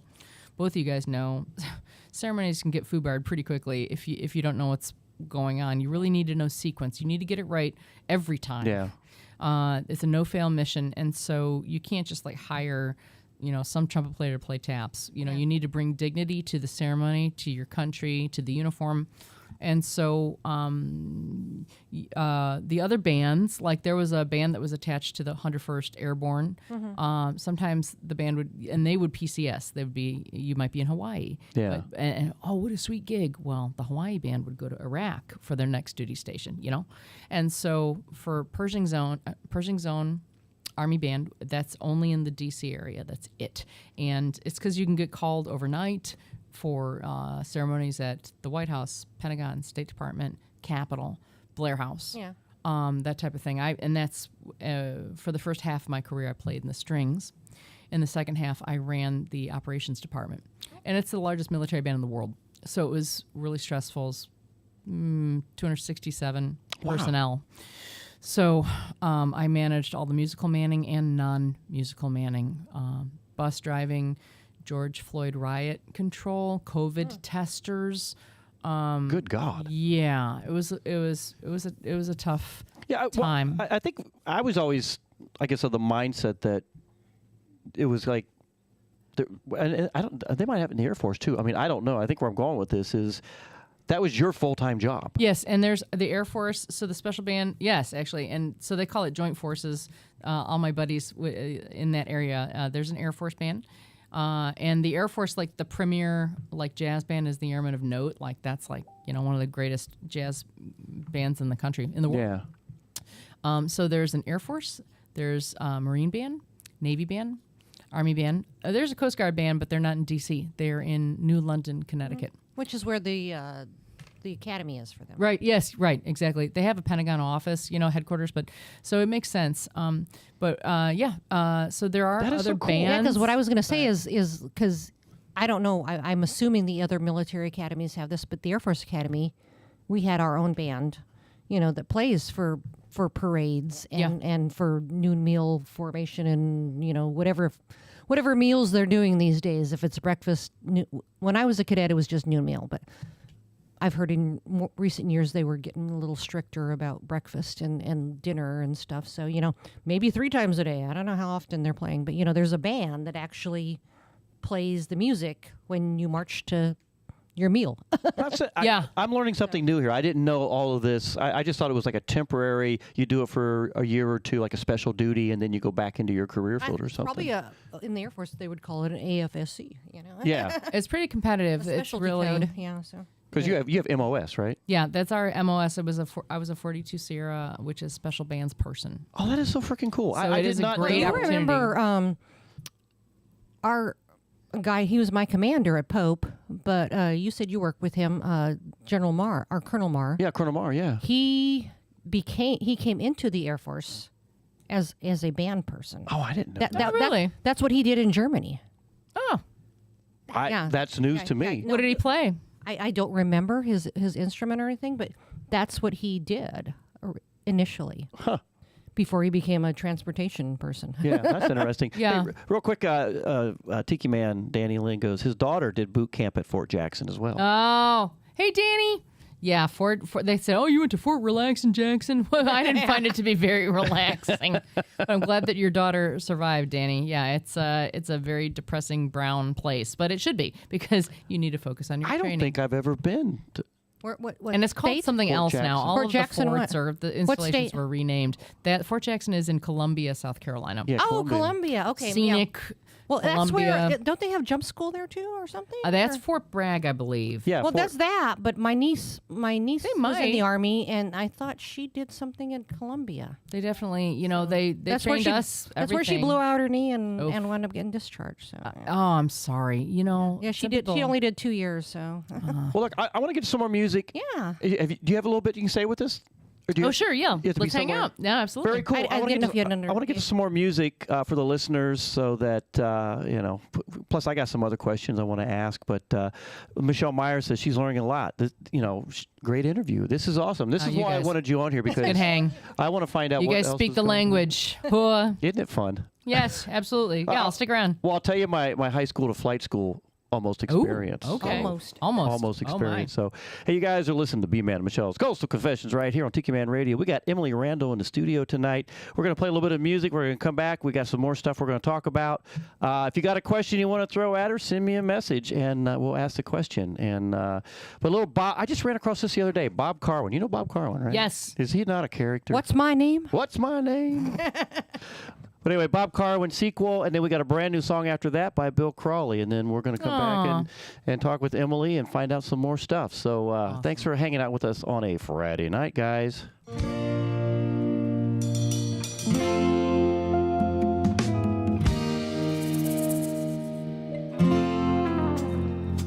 From the very first time you open your eyes, the world takes some time to materialize. You start to figure out who the characters are. It's a great fake show and you're the star. But when the plot line falls, reality breaks down your wall. It might not end now you want it to end, so you get the group together and you do it again. It's part 2. It's the sequel. You get to run it on back and tell it again the way you want it to go. It's part 2. It's the sequel. Chewing up the same old scenery, but it's a brand new story. It's part 2. Your clothes don't fit like they did before, and your feet don't feel the same on the floor. But you find your mark, deliver the lines, and they hit way harder than they did the last time. When you make your stand, the audience is eating out the palm of your hand. It's going so good you don't want it to end, so you get the group together and you do it again. Yeah, you get the group together and you do it again. It's part 2. It's the sequel. You get to run it on back and tell it again the way you want it to go. It's part 2. It's the sequel. You're chewing up the same old scenery, but it's a brand new story. Everyone thinks that their life is a straight line until the plot turns corners to go by. Tragedy, comedy, nobody knows until it goes how it goes. It's part 2.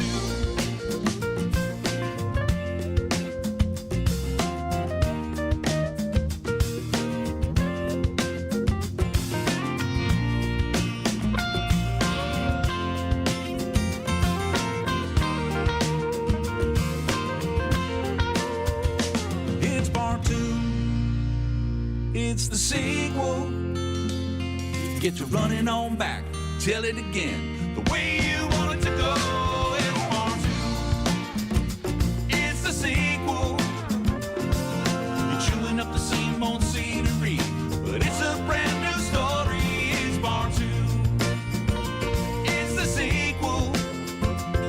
You get to run it on back. Tell it again the way you want it to go. It's part 2. It's the sequel. Chewing up the same old scenery, but it's a brand new story. It's part 2.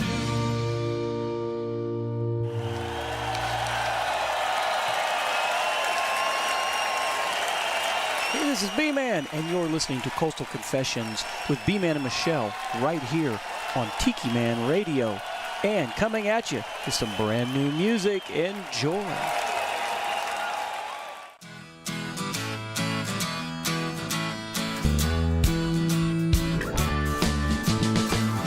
I can see it, I can feel it coming. It's headed directly for me. I've been playing the fool, thinking everything was cool. Well, it's time to take it seriously. Things are changing by the hour. Blue sky turned into gray. I'm feeling Mother Nature's power. It's gonna be a dark and gloomy day.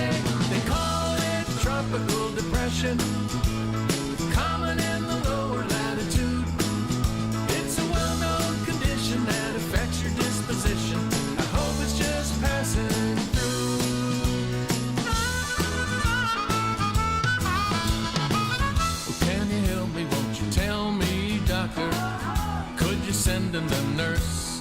Do I need a long vacation or a potent vaccination? See, my condition is worse. Is there a chance to recover? Escape this funk that I'm in? Tell me one way or another. Can't you see my resistance is wearing thin? They call it tropical depression, common in the lower latitude. It's a well-known condition that affects your disposition. I hope it's just passing through.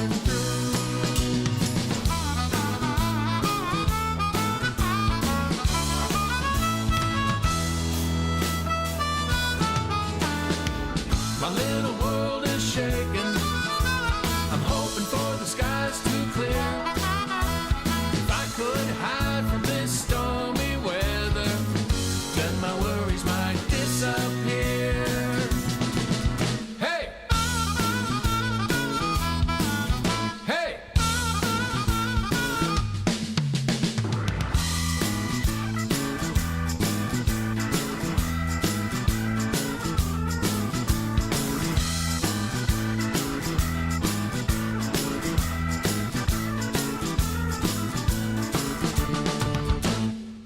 Well, if you see me walking down the street, got a funny look in my eye.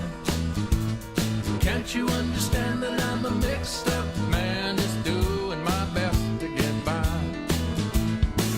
I got no explanation how this could happen to me, but now I'm in a real situation. Can anybody help to set me free from this tropical depression, common in the lower latitude?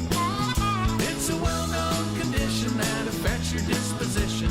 I hope it's just passing through. Tropical depression, common in the lower latitude. It's a well-known condition that affects your disposition. I hope it's just passing through. Come on. Come on. Make your plans for the 17th Annual Tiki Bar Summer Party, July the 6th, 2024, right here in Harrison Bay. The lineup this year is B-Man and Michelle, and headlining the stage is Tim Campbell and the Tropical Attitudes Band. It's always a great time, and there'll be other artists, special guests. You never know who's going to show up. Go ahead and make your plans. Go over to TikiManRadio.com and click on the Where to Stay tab and get your rooms booked right now. That's the 17th Annual Tiki Bar Summer Party, July the 6th, 2024. Come on out and have a birthday bash with me, right here at the Tiki Bar.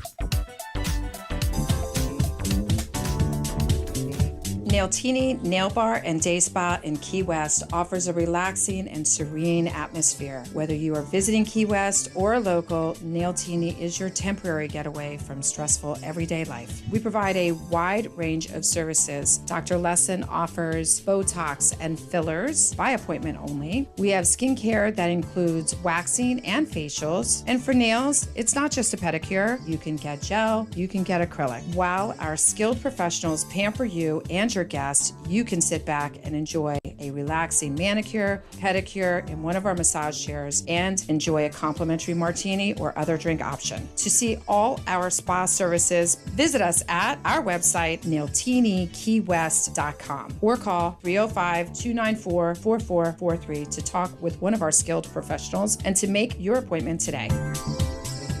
Hi, this is the Beach Buddah, and I'm hanging out right now drinking a little bit of my Coconut Bay Roast, and of course it's spiked with a little Key West smuggling rum, and I'm listening to the world-famous B-Man and Michelle Coastal Confessions, and boy, I got a couple of confessions of my own to make, but we won't talk about them right now, so sit back, relax, and enjoy the show, and get yourself some Beach Buddah coffee at beachbuddhacoffee.com. Cheers, y'all. Love you. Cheers, y'all. We love you too there, Beach Buddah, and we're going to talk more about Beach Buddah here in just a little bit before we go into some other music, but we got the world famous Emily Randall here. World famous. World famous. So I said before we went, just prior to going to the music, I was going to go high school to flight school. Okay. Because we had this helicopter come in one day to the high school, and it was a recruiting effort. I'm sure. You know, and I thought, I want to do that. Sure. because flying was always what I wanted to do. And so I was gearing up for that. High school to flight school, 18 years old. And the day I went in to sign the paperwork and make it all official, the recruiter's like, well, if you don't, pass going through flight school, if you wash out, we're going to put you in something else. Oh. You know what that something else is. And I was like, well, what is that something else? He Everybody goes, knows what the something infantry. else. Infantry. And I was like, what? I had that look like, what? Was this the Army? It was the Army, yeah. Now, this is back in 1982, when I went, because I was in delayed enlistment from January of 82.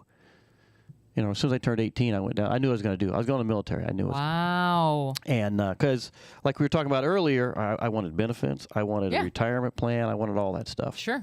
And so I took my ASVAB scores, went down to the Air Force, and I'm like, I can't fly, with this is what the Army did. What do you got? Right. I'll take, here's a list of things I'll take. Of course, air traffic control is right there at the top of it. Nothing was available. Oh, wow. I mean, everything was and for me to get into air transportation, I had to wait till November to get in. So yeah. That was me. And they were like, well, if you want to be a cop. No, I don't want to be a cop. Nope. Well, if you want to go into, KP, if you want to work in the kitchen, I'm like, I don't want to work in the kitchen, You knew what you wanted from a pretty young. Actually, you would have been good in the kitchen. Well, I like to cook, but You're I good at just couldn't see myself working in a chow hall. Right. Yeah, whatever that means. Yes. Yeah. So, but anyway, I learned something new tonight. How you got in. Did you have fun? I'm glad I did it. I'm super fortunate. Yeah. Very fortunate. And it was surreal, like to play at the White House and, those sort of things. At the end, it was a bit stressful. So the D.C. area is very tightly wound, and everybody is super important and always in a hurry. Everybody's important. Yeah, if you don't use turn signals because it's a sign of weakness. So I am a native Midwesterner, and so going home to Chicago is, that really is home for me. Yeah. But I bring to Chicago a positive narrative of service as a veteran now. As stressful as it was, I'm still glad to have served, and I'm happy, I'm proud of my service. And when I was growing up in my suburb, there wasn't a lot of military examples. Like, everybody I knew went to college, and if anybody went into the military, it was because they were avoiding jail time. Like, it was not a good thing from my growing up. Like, if you went there, you were evidently a problem child if you joined the military. And there's so much more to the career of. And also, I wish I knew when I was younger about the Coasties. The Coast Guard is a very cool. And the Merchant career. Marine. Merchant Marine is even absolutely. better. They make buttloads of money when they graduate. What I always tell her, They're like 6 figures easy when they graduate. Yeah, it's a great thing to know about these options. I wish I would have gone in the Air Guard. The Guard. I would probably be a general. If you had known somewhere. about the Guard and the Reserve, I could have probably been a general. You could have been a general somewhere. Yes, ma'am. I mean, seriously. I'm an Air Force You're a general Academy at home, right? No, I'm an Air Force Academy grad, and I just didn't think about it because I was not the top of the cream of the crop at the Air Force Academy because I did not have a good study structure. That's an intense environment, though. And everybody's so competitive, and everything, and it's like.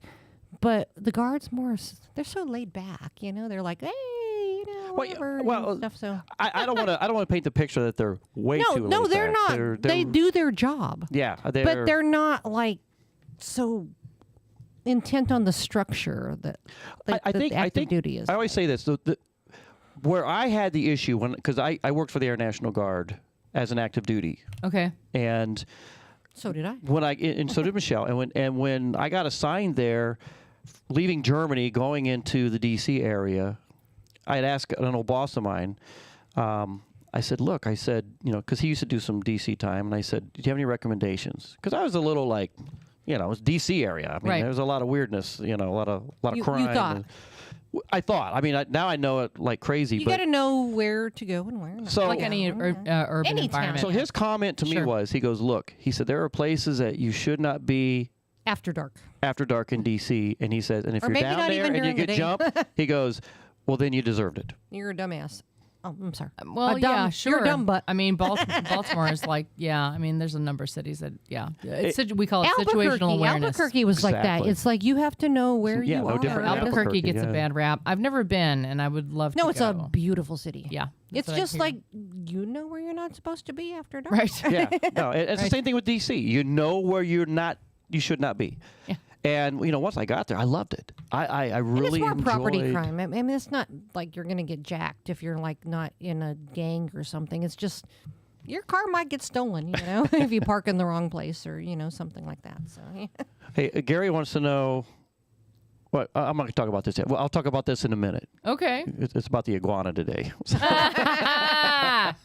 I didn't get to shoot any. If that's okay, that's that was I his question. wish. He goes, so did you get to shoot the iguana? I know. I just couldn't. I couldn't. You have your BB gun here. He was on duty, but I just couldn't. Yeah, but I'll shoot my eye Not out. ask him. You'll shoot your eye out. It is one of those too. I had a friend. She gave me her It BB is gun. it's a Red Ryder. A Red Ryder air rifle. Yep.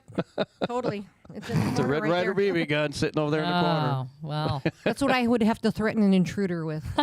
Hey, you have something. No, but probably the only time I ever felt like I was in a bad situation or a place I shouldn't have been. Where? In D.C. Oh, in D.C. Oh, yeah. I was coming from Andrews going to the airport. And I was the type that I wouldn't take half a day off. I'd leave right from work. And I've got my blue uniform on. That's back when you used to have to fly with your uniform on. Okay, sure. If you're on official duty. Long time ago. Yeah. So here I am. I'm driving a blue minivan with my Air Force uniform on. And I thought I'd take a shortcut on 210. Oh, no. Going through Anacostia. Here's Brian. Hi, everybody. Pardon me. And I stopped at the stoplight, and I'm like, oh, boy. Am I the one out of sorts here? Yeah. And I was nervous. I got through all that, but yeah, it depends. I subbed with the Baltimore Symphony for many years, which was great. I auditioned and I placed really high on the list, which was great. But I was driving through a different route, and it wasn't the TV show The Wire. Mm-hmm. It really was. I was driving through the set of The Wire, and I was really hungry before rehearsal, and I stopped at a gas station, and I'm buying a Pop-Tart through double pane bulletproof glass with bullet holes in it. I'm like, Randall, plan ahead. What is going on? You're really going to bite the dust over some brown sugar Pop-Tarts? Come on, man. Get your life together. But I mean, yeah, you got to. But by the same token, I love Baltimore. I actually felt more at home in Baltimore than I did in D.C. I thought Baltimore was kind of cool. It's definitely got neighborhoods, community, people that'll speak their mind, and And I love Camden Yards. Oh, great ballpark. That is the coolest ballpark. Oh, you know what? The bird. I met the bird, the mascot, Yeah. the O, right? So I met the bird through a Parrot Head fan, Carrie Smith, who was at the Tuna yesterday, actually, with her family. She is friends with Lyle, who is the bird. And Lyle and I became Facebook friends. And he is a music fan, but he likes death metal and speed metal. So I'm like, so does that mean you mosh? Like you're like, na-na-na-na-na. He's like, yeah, I totally mosh. And I go, do you ever go to these mosh pits like dressed up like as the bird? And he goes, no. And I'm like, you should. And you can imagine this giant foam head, and you're just like crowd surfing, get these big old orange feet. I'm like, you won't get hurt, and it's gonna be great. But Camden Yards, classic. That would probably be ballpark. against the yeah. Yeah, I think the O's would have something to say about that. We're like, please come in here with your uniform. The bird has, Yeah, that's right. the bird. Bring everything with you. You have not represented the bird in the most upstanding way. So let me ask you this question. So you're down here how much longer? I'm here till Monday. Till actually. Monday. Yeah, I'm not playing again, unfortunately, but it's been great, and I look forward to. I'm sure I will return. Roger Bartlett and I played here in November, and you guys were amazing. You and Danny and just everybody, Tiki Man. incorporating us because we had a couple of trigger events, but we didn't fill out the schedule, and you made room for us, and that was really awesome. Oh, you guys are awesome. Really, really awesome. And I love playing with Roger. He's a class act, great musician. So he's already talking about coming down here then. So if he's coming back, tell him to let me know now. You know, our schedule. You're probably filling up already. It's tightening up, which is great. That's a good thing. Well, I put Michelle and I in the schedule, and I always say every year that if somebody good comes in that we really want to have, I will give up our spot so that we can get those people, because I care more about, I like getting up there playing. It's important to me, but if somebody else comes in, exposing people.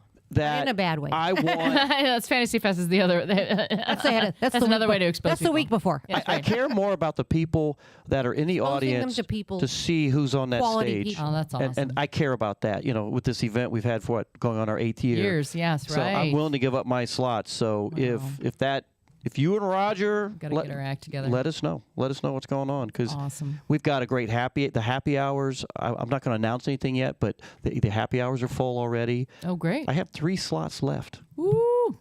3. Well, that means it's going to be a strong event. It's going to be another great year. That's great. Yeah. So keep us posted. Let us know. Awesome. And awesome. We'd love to have you guys back, because Roger was a hoot. You were awesome. We had Queen Bee was that her name? Honeybee. Honeybee. Yes, Honeybee Music. Melissa May in the St. Pete area, in Roger's area. She does a lot of solo work.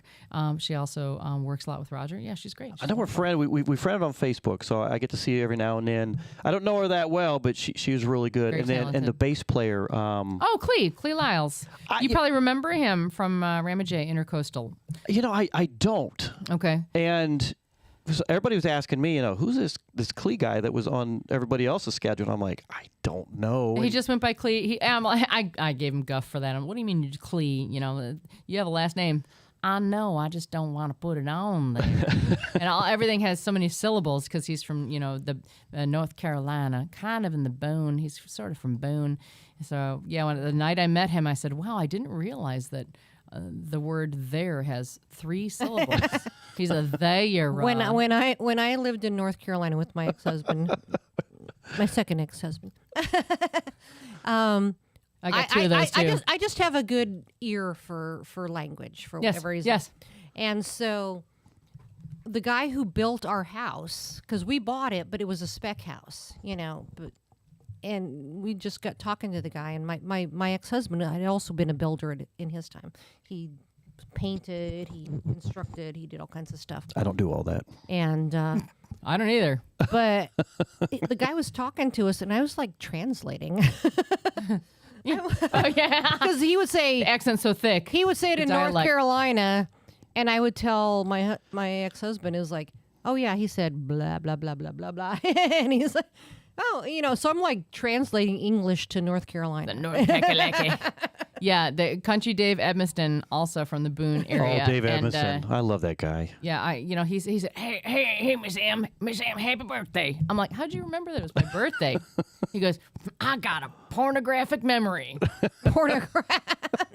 I'll tell you, here's a funny thing about Dave. Dave, when Hugo came back out, I think it was Hugo's second time out, because he came out one time with Marie too, Anne Marie. That was the third time. That's at the very end. Yeah, at the very end.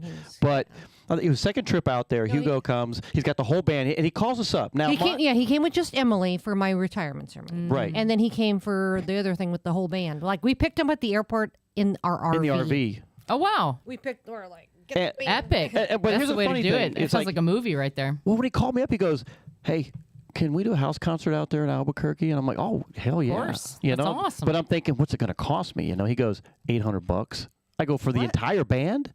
He used to charge more than that for just him and Emily. Wow. So for $800, he made a little bit more than that. So he comes out, and he's got Dave and everybody with him, and of course, my daughter happened to be out there that time frame, and Dave's all liquored up, and he's hitting on my daughter. Now, how old was Tiffany back then? She was Was she married yet? No, she wasn't married yet. So she was like 23, maybe 24. And she's like, Dad, I think this is This so old guy is so inappropriate. This is so inappropriate because he's hitting on me And you're putting this together. and It's not technically he works for you. So, and I'm like, dude, he's a magician. just tell him no. The dude's a musician. He's going to hit on. She was all bent out of shape over, And then we couldn't find Dave. But he was sleeping in the. But we got searching in the RV because I parked the RV out in front of the wait. house. So Dave was hitting on your daughter? Yeah. Oh. But he had just. No, so when we went looking for him. Oh, no. He had just closed the curtain. Yeah, he closed it because we had bunk beds in the RV. Can't see me now, can you? And he just closed the curtains and we're all Covert operations. It's like, did we leave Dave back at the house concert? Did he? Where is he? Is he in a bush somewhere or something? Probably, right. And we open the door. It's like, oh, he's just asleep. Oh my gosh, he's a colorful personality. I used to joke with Kirby that he doesn't really talk like that. That he's actually Country Dave. He's really British. It's all a front. He's very fancy. It's a ruse. Yes, it's a character he's playing. Fancy. So, but to go back to the Carolinas, so Clee is in Blowing Rock, North Carolina. It's kind of a resortish community and really good wineries and neat, vibrant little towns with a lot of live music. And Clee is very well respected and trusted there. He plays solo and he plays in some other bands there. And he booked Roger and me. And people trust him so much that they didn't have any idea who either Roger or I was.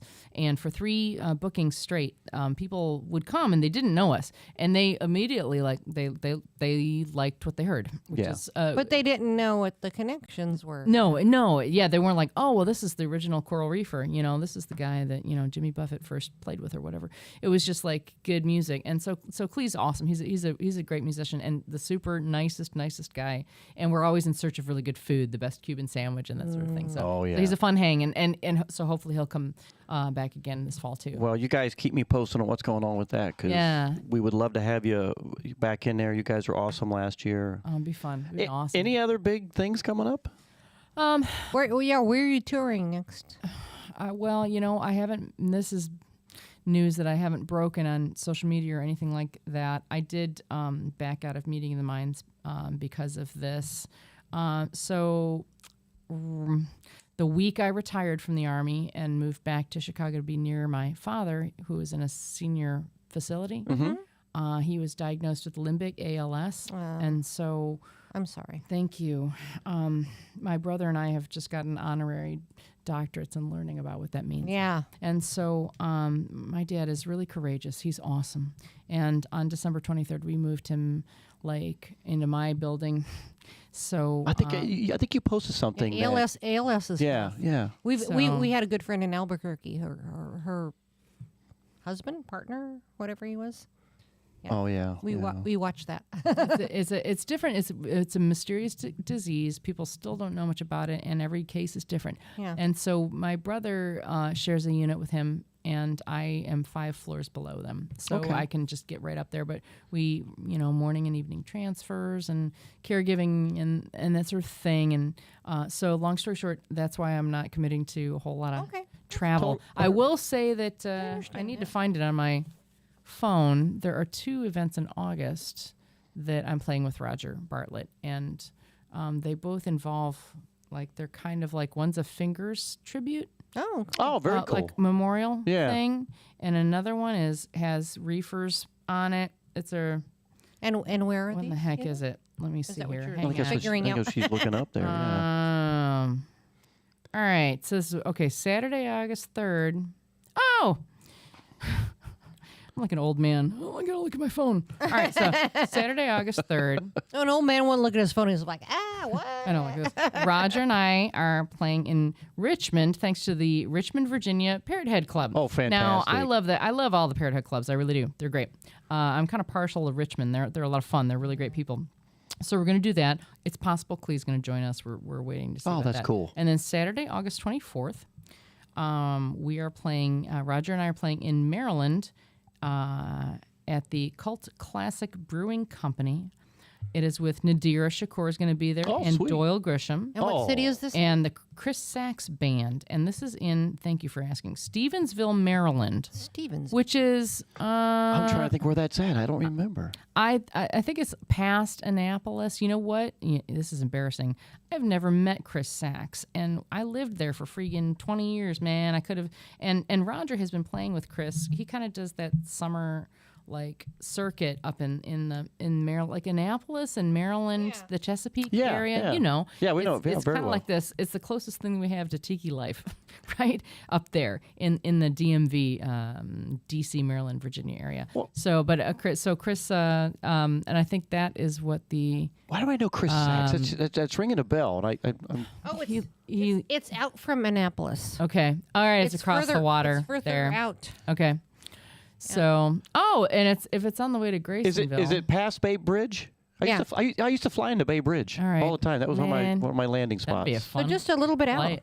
But I love Annapolis. I mean, I'm an Air Force Academy girl, so I mean, that was one of the places we looked at being if we weren't here. Yeah, if we weren't here, we were going to go to might be in Annapolis. Annapolis. It's a great city. I love Annapolis. It's squared away. You got the Naval Academy and the boating community, sailing community. It's great. So so that's actually, so thank you. And now I feel a little more positive about that. I'm intentionally not booking a lot of things, but who's been just bugging me is Roger Bartlett. He's a relentless taskmaster. And he's just not going to let me go. He knows, well, Emily, because we're working on this he knows song. your Are you available? Because, well, I'd like to go. That's how I play. would be if I was. All right, Roger. All right, you're you got me. You're super talented. I'm telling you, watching you play You today. are a commodity. I like that. Well, thank you very much. Not in a bad way. I mean, like people want you to work with them. Well, thank you. I like writing, and I like the very little solo stuff I've done. But my superpower is being a sideman, and being a good sideman means you make everything better without really obviously making it better. You bring up the vibe. You're not the primary. You're not a focus. It's not about you. It's about the whole. That's what I try and do. Really like, love that. For him and everything. Yeah, and it's just, and especially when it's music I believe in. Like today with Erica Sunshine Lee, she's a very close friend of mine, but a prolific writer, fascinating writer. God, her writing just blows me away. Wow, it's crazy that. Do you know her song "Bad Bitch"? Yeah. With the video that she filmed here, I'm like, how did you? Is that really cocaine? And like, is that, I don't want to find out how you use that weapon or where you got that gun. Anyway, she's great, and I believe in her music, and I believe in her, and Roger too, phenomenal writer and a formidable guitarist. So I love that, and I love playing with Scott Kirby. I always love.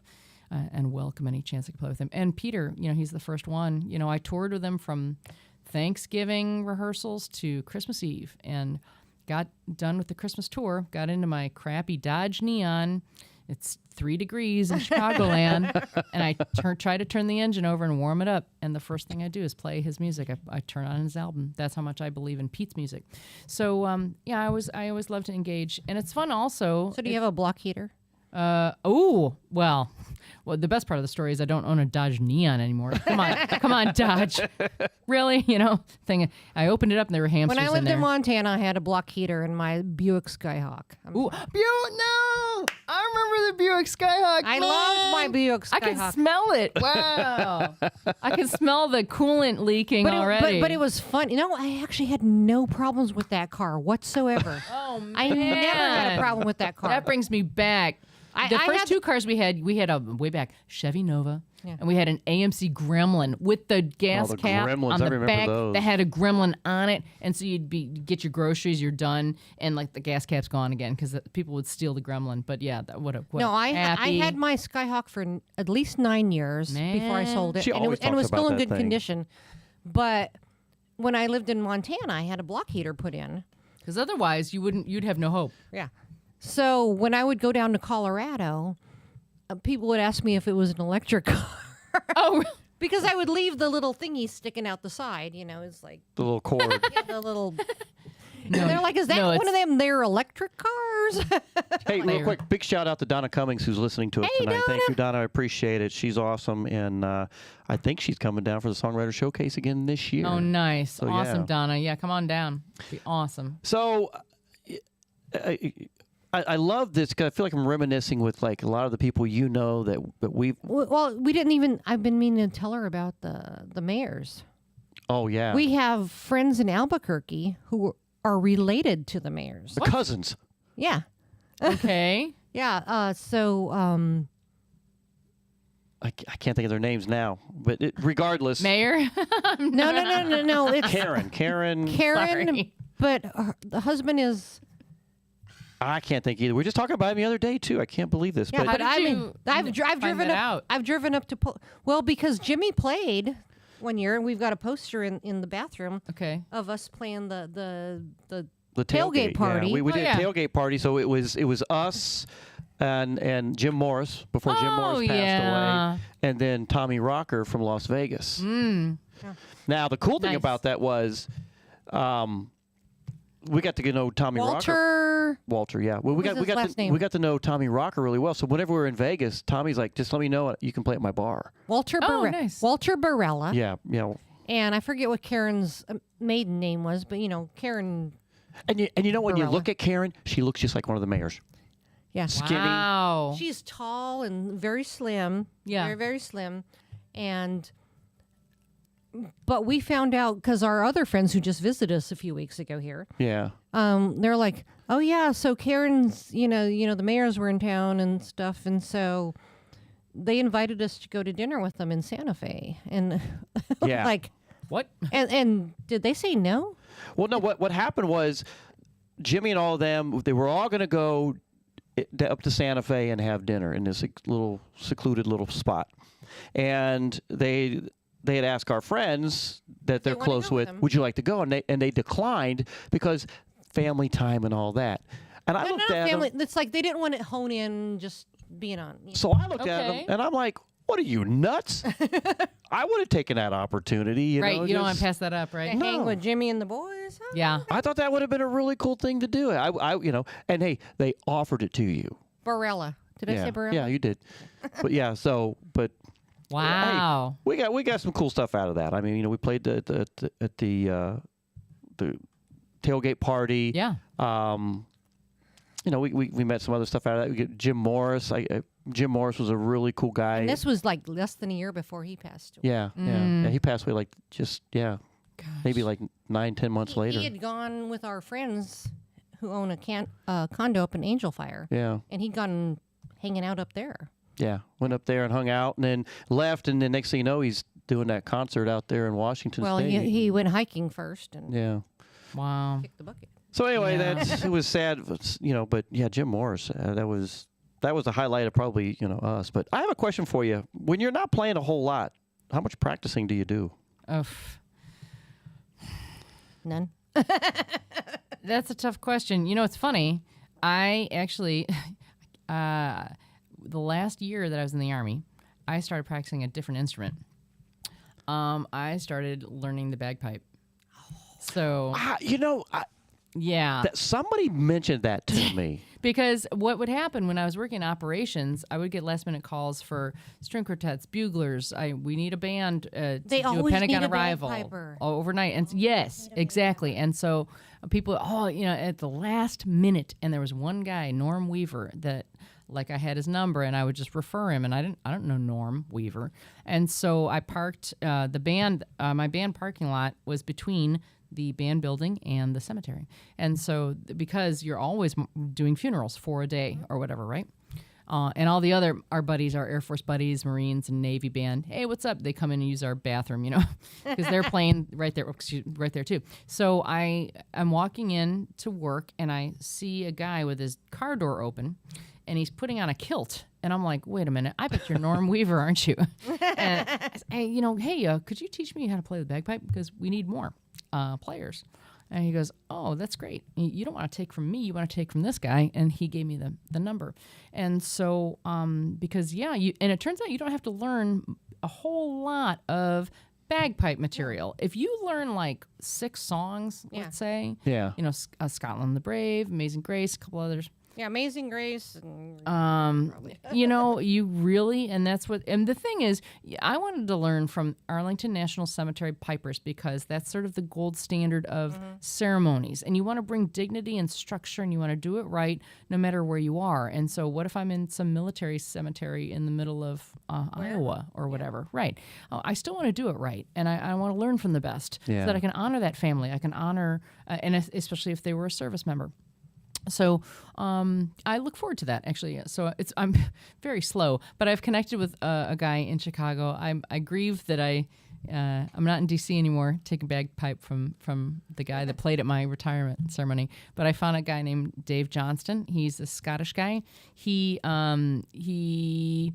is the instructor for the Chicago Fire Department pipe and drum band. And do you guys, you know Bill Bream? Yeah.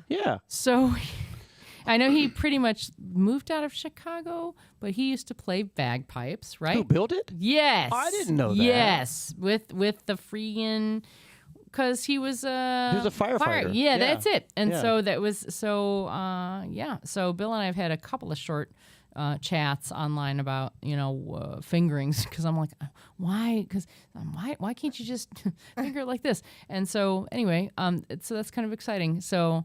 I think I think playing an instrument that keeps you, it's kind of like what you were saying earlier too. When you look on the wall and you look at the mandolin, I should pick that up again. I need to do that. Yeah, I mean that's sort of what the inspiration. Well, I get mad at myself because I put so many other things. He does other things that aren't music.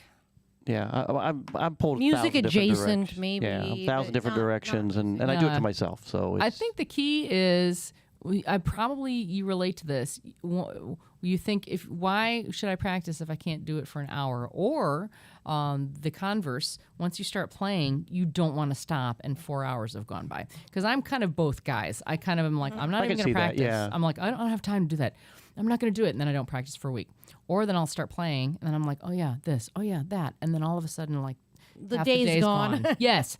And so it's hard to find that, like, I'm going to practice, like, just 20 minutes a day. It's very hard maybe 2 to do hours. that. Maybe set a 2 hour. But it's better than nothing. So I was just trying to sit up the other day to do some writing, and I'm like, in the course of that, I'm like, phone's ringing, I'm getting messages. Yeah. This is happening, that's happening, and I looked at her and I just, I've had to do that recently, like just because of my ankle and my knee. It's like I have to do my exercises every freaking day. Yeah, it's like.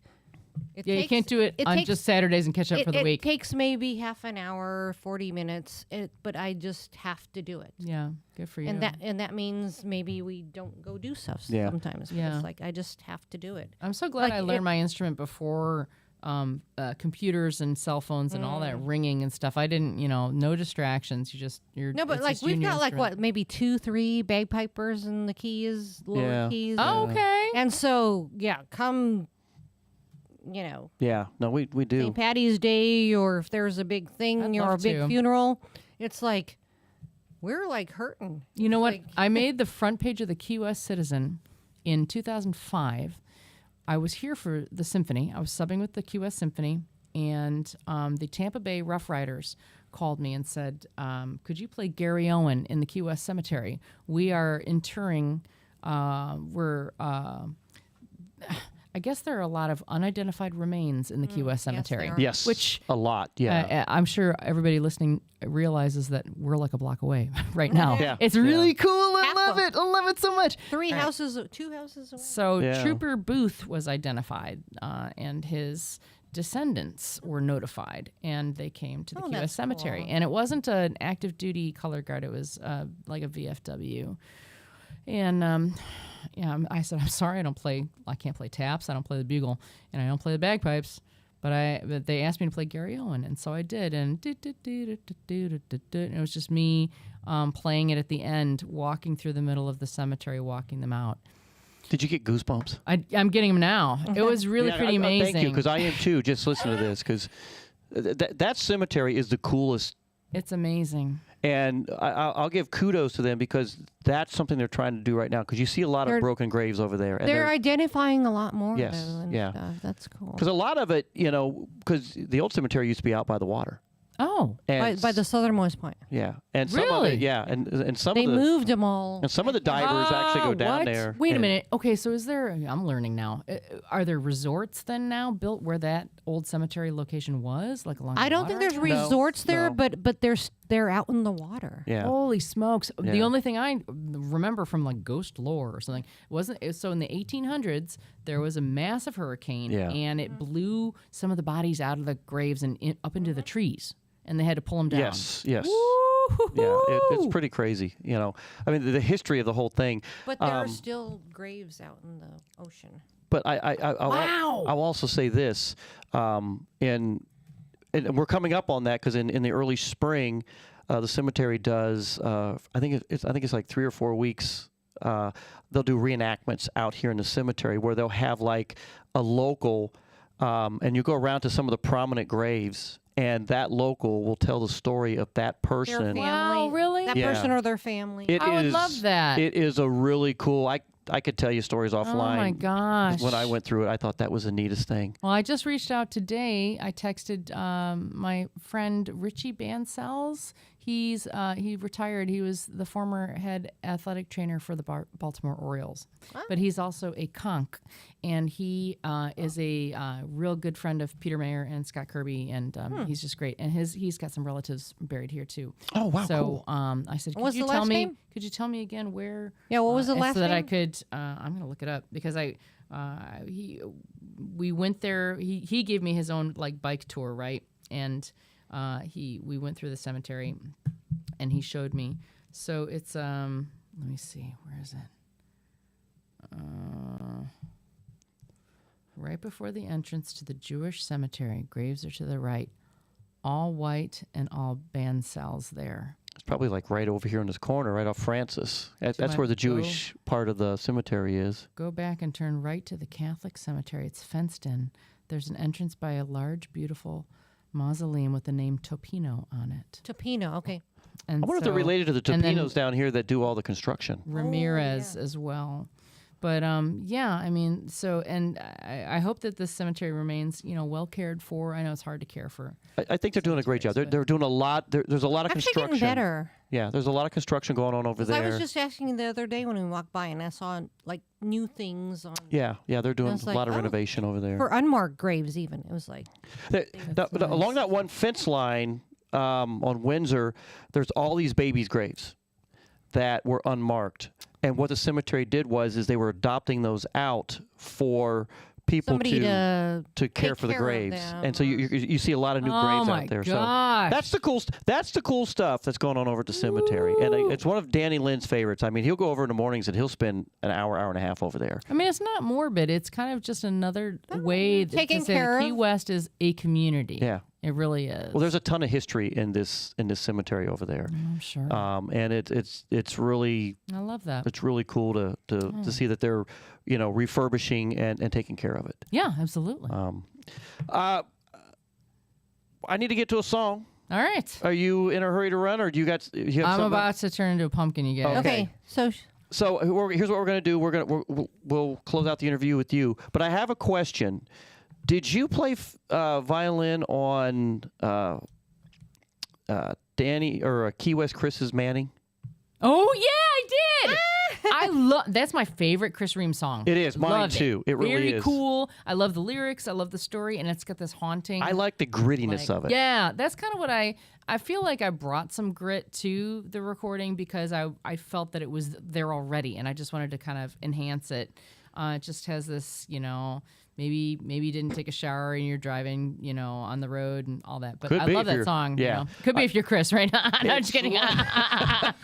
Sorry, Chris. No, just kidding. It's one of my favorite songs of Chris. I yeah. think he did a bang-up job on this song. And as we're sitting here I was thinking, I'm like, I think you did some work on that with him. And so. he was very gracious to include me because that was all virtual. And so, I played on a few of his songs, and it's just awesome. Just great work. Yes, he does. So thank you for coming on the show tonight. Thanks for having me. That was super fun, and thanks you guys for tuning in too. You know, yes, everybody. We've had a great hang. We've had a good crowd tonight. That's hanging. They like the fact that North Carolina was getting some good airtime tonight. North Carolina. Mo's out there in the Charlotte area, so I know she appreciates it. And I appreciate everybody's hanging with us. So I want to play this Manning, but again, thank you so much. Than's Brian. Thanks B-Man and You've Michelle. always got a room here. If thank you know, if Danny Lynn's not using it and it's not being used by anybody else, just you let us know. So thank you for having me. It's awesome. Thank you. I feel like I've gotten to know you a lot more. We'll have to do this again. I'll come back. You're always welcome. Oh, thank you. Always welcome. So, hey, B-Man and Michelle's Coastal Confessions. One of our sponsors is Beach Buddah Coffee. Have you ever had Beach Buddah Coffee? I haven't. Where do I go? Where can I get some? You know what? I'll send you. I think I have a little small pack I can send you. Coffee. I think I've got one left. So awesome. If you want it, it's yours. But Beach Buddah is... the Coconut Bay is the best. Yeah, that is one of my favorites. But they are Smells sponsors of B-Man and Michelle's Coastal Confessions. Thank you so much, Beach Buddah, for doing that. And he also does a Trop Rock Artist of the Month. Key West Chris for the month of February. We haven't talked about Nailtini today. We did. I talked about Nailtini. I need to go to Nailtini. Well, we'll talk about Nailtini when we come back after some music. So. I know. Look at them claws. Anyway, thanks for joining us. Bye. No, Nailtini's our sponsor. Yeah, Nailtini is one of our sponsors too. So, again, thank you so much, Emily. Gosh, we love you so much. And this song right here, she was a part of, and I love this song. It's a Key West Chris Manning.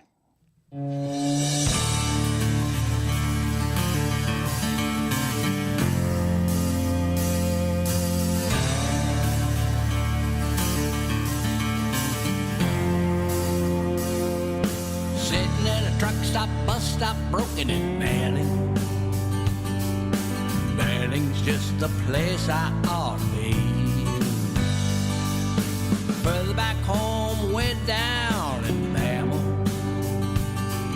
They're looking at the watches, what's become of me? Here there are hot dogs on a roller grill, stock car models standing still, yeah. Somewhere around Bama there, waiting on my call.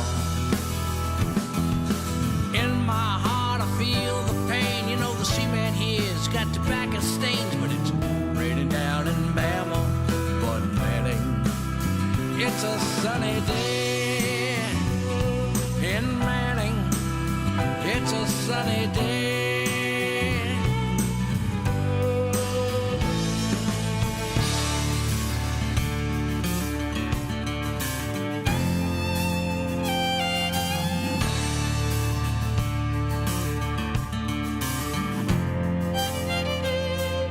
Sitting right here, ain't going nowhere, Manning.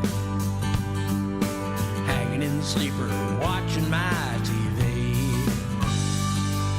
Stay right here, drink a few beers in Manning.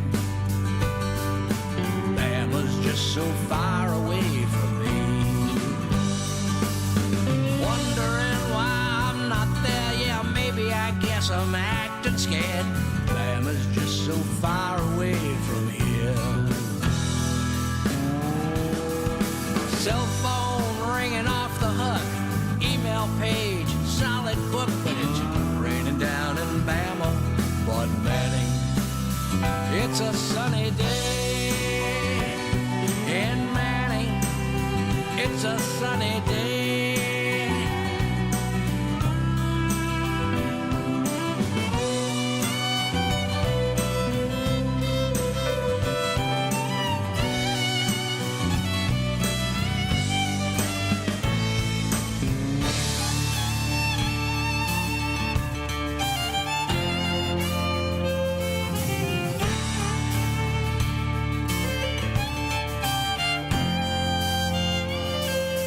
Motor's fired up, guess I'm heading now, Manning. Conscience got the better part of me. Heading back home, gonna face the music in Bama. I'll take it on the chin and get what's coming to me. She'll probably slap me in the face, tell me I'm a big disgrace. Bama's looking brighter every day. she'll take me back. Cross my fingers, she'll cut me slack, 'cause it's raining here in Manning, but never. It's a sunny day in Bama. It's a sunny day in Bama. It's a sunny day.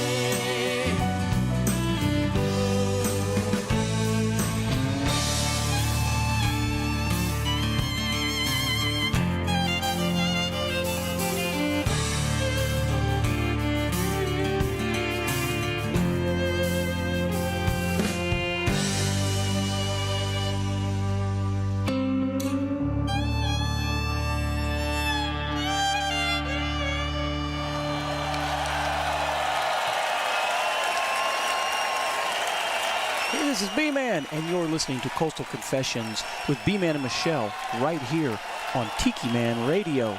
And coming at you is some brand new music. Enjoy.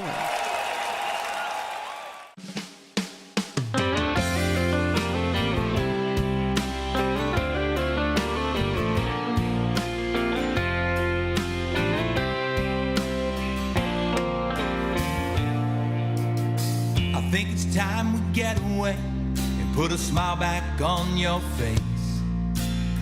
A place where you can change that dress code. From high heels and skirts to flip-flops and t-shirts. From traffic jams to bike rides on the beach. The beach looks good on you. The beach looks good on you. Toes in the sand, sun and a tan, and the beach looks good on you.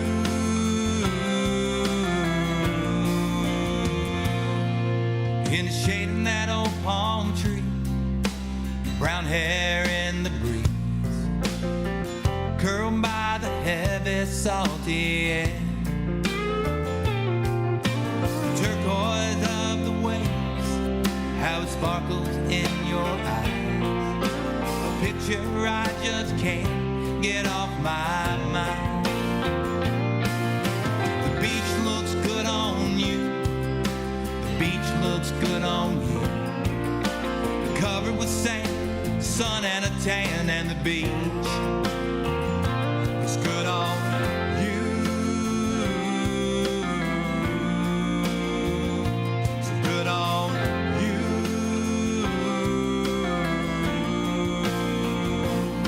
And I can see you in your lily, Jack Rogers on your feet. They can't compare to the sand, the sun, and the sea.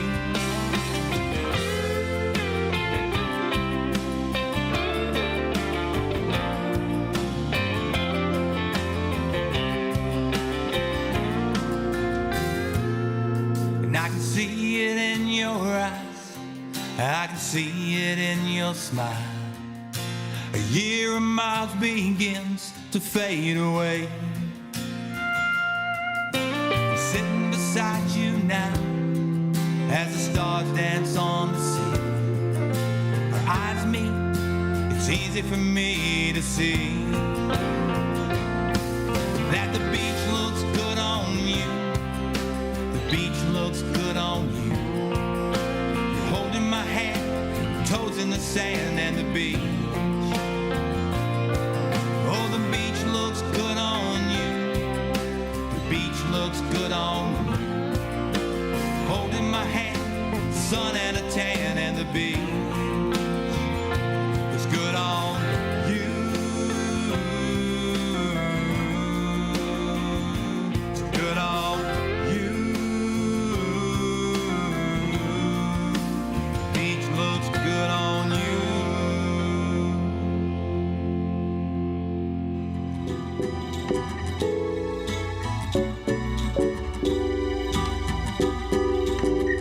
You're listening to Coastal Americana Radio on Tiki Man Radio. Your happy place. Come along for the ride.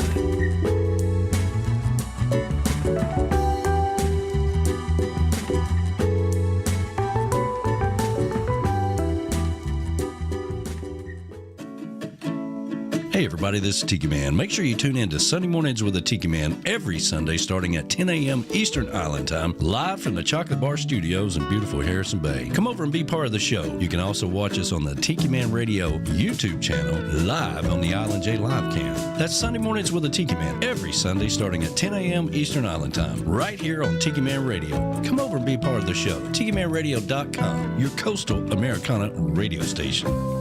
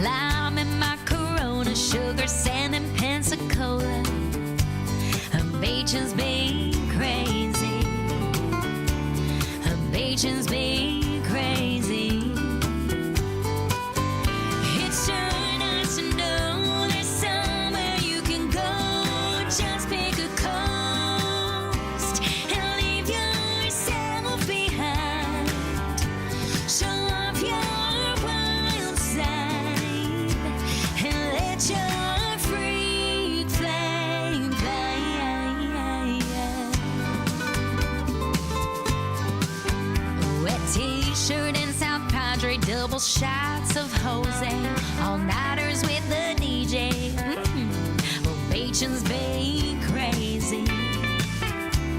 Ovations being crazy. Half naked in Miami, stoned in Venice, Cali, getting laid in Hawaii. Ovations being crazy. Ovations being crazy.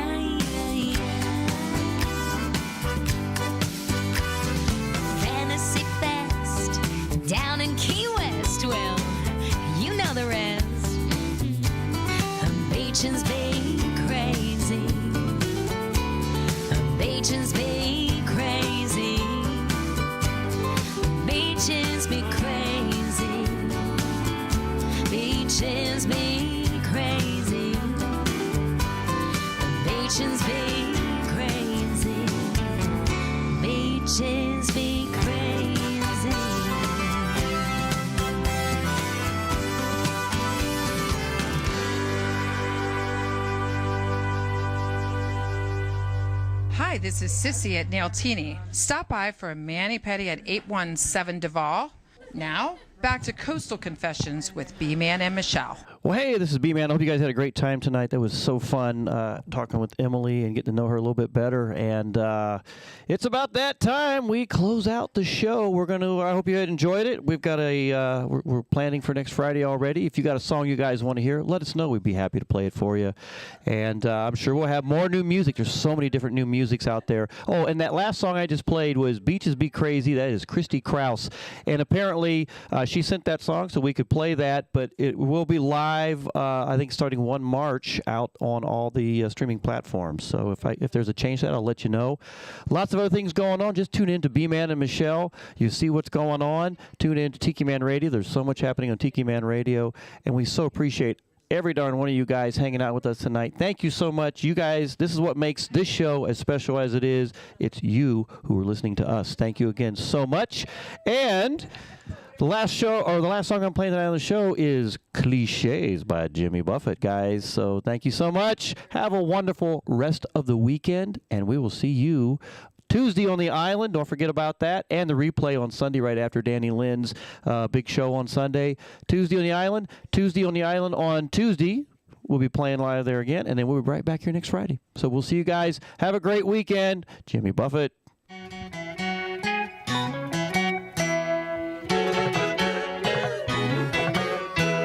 She's got a ballpark figure. He's got a ballpoint pen. Travel around for weeks at a time, writing down descriptions of the places they've been. She plays guitar but nothing fancy, with no intention of becoming a star. Only thing that's bothering him these days is where he's gonna find a good 10-cent cigar. Cliches, good ways to say what you mean what you say. She never did make her debut. He never made it to class. She's 86 from the chart room. He's 29 and pushing 30 real fast. They're funny when they get to rocking, going out for a night on the town, taking Polaroid pictures that are never in focus, just to look at when they finally slow down. Full moon, so soon, wishing every month of the year could be June.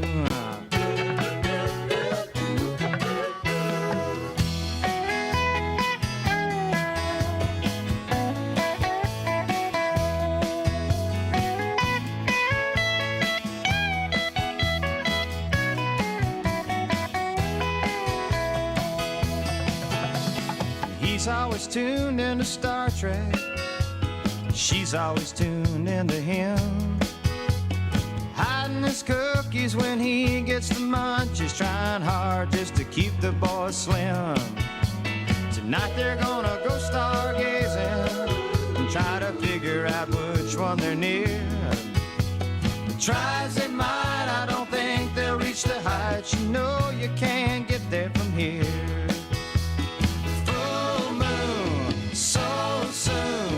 Wishing every month of the year could be June. Cliches, good ways to say what you mean what you say. To say what you mean what you say.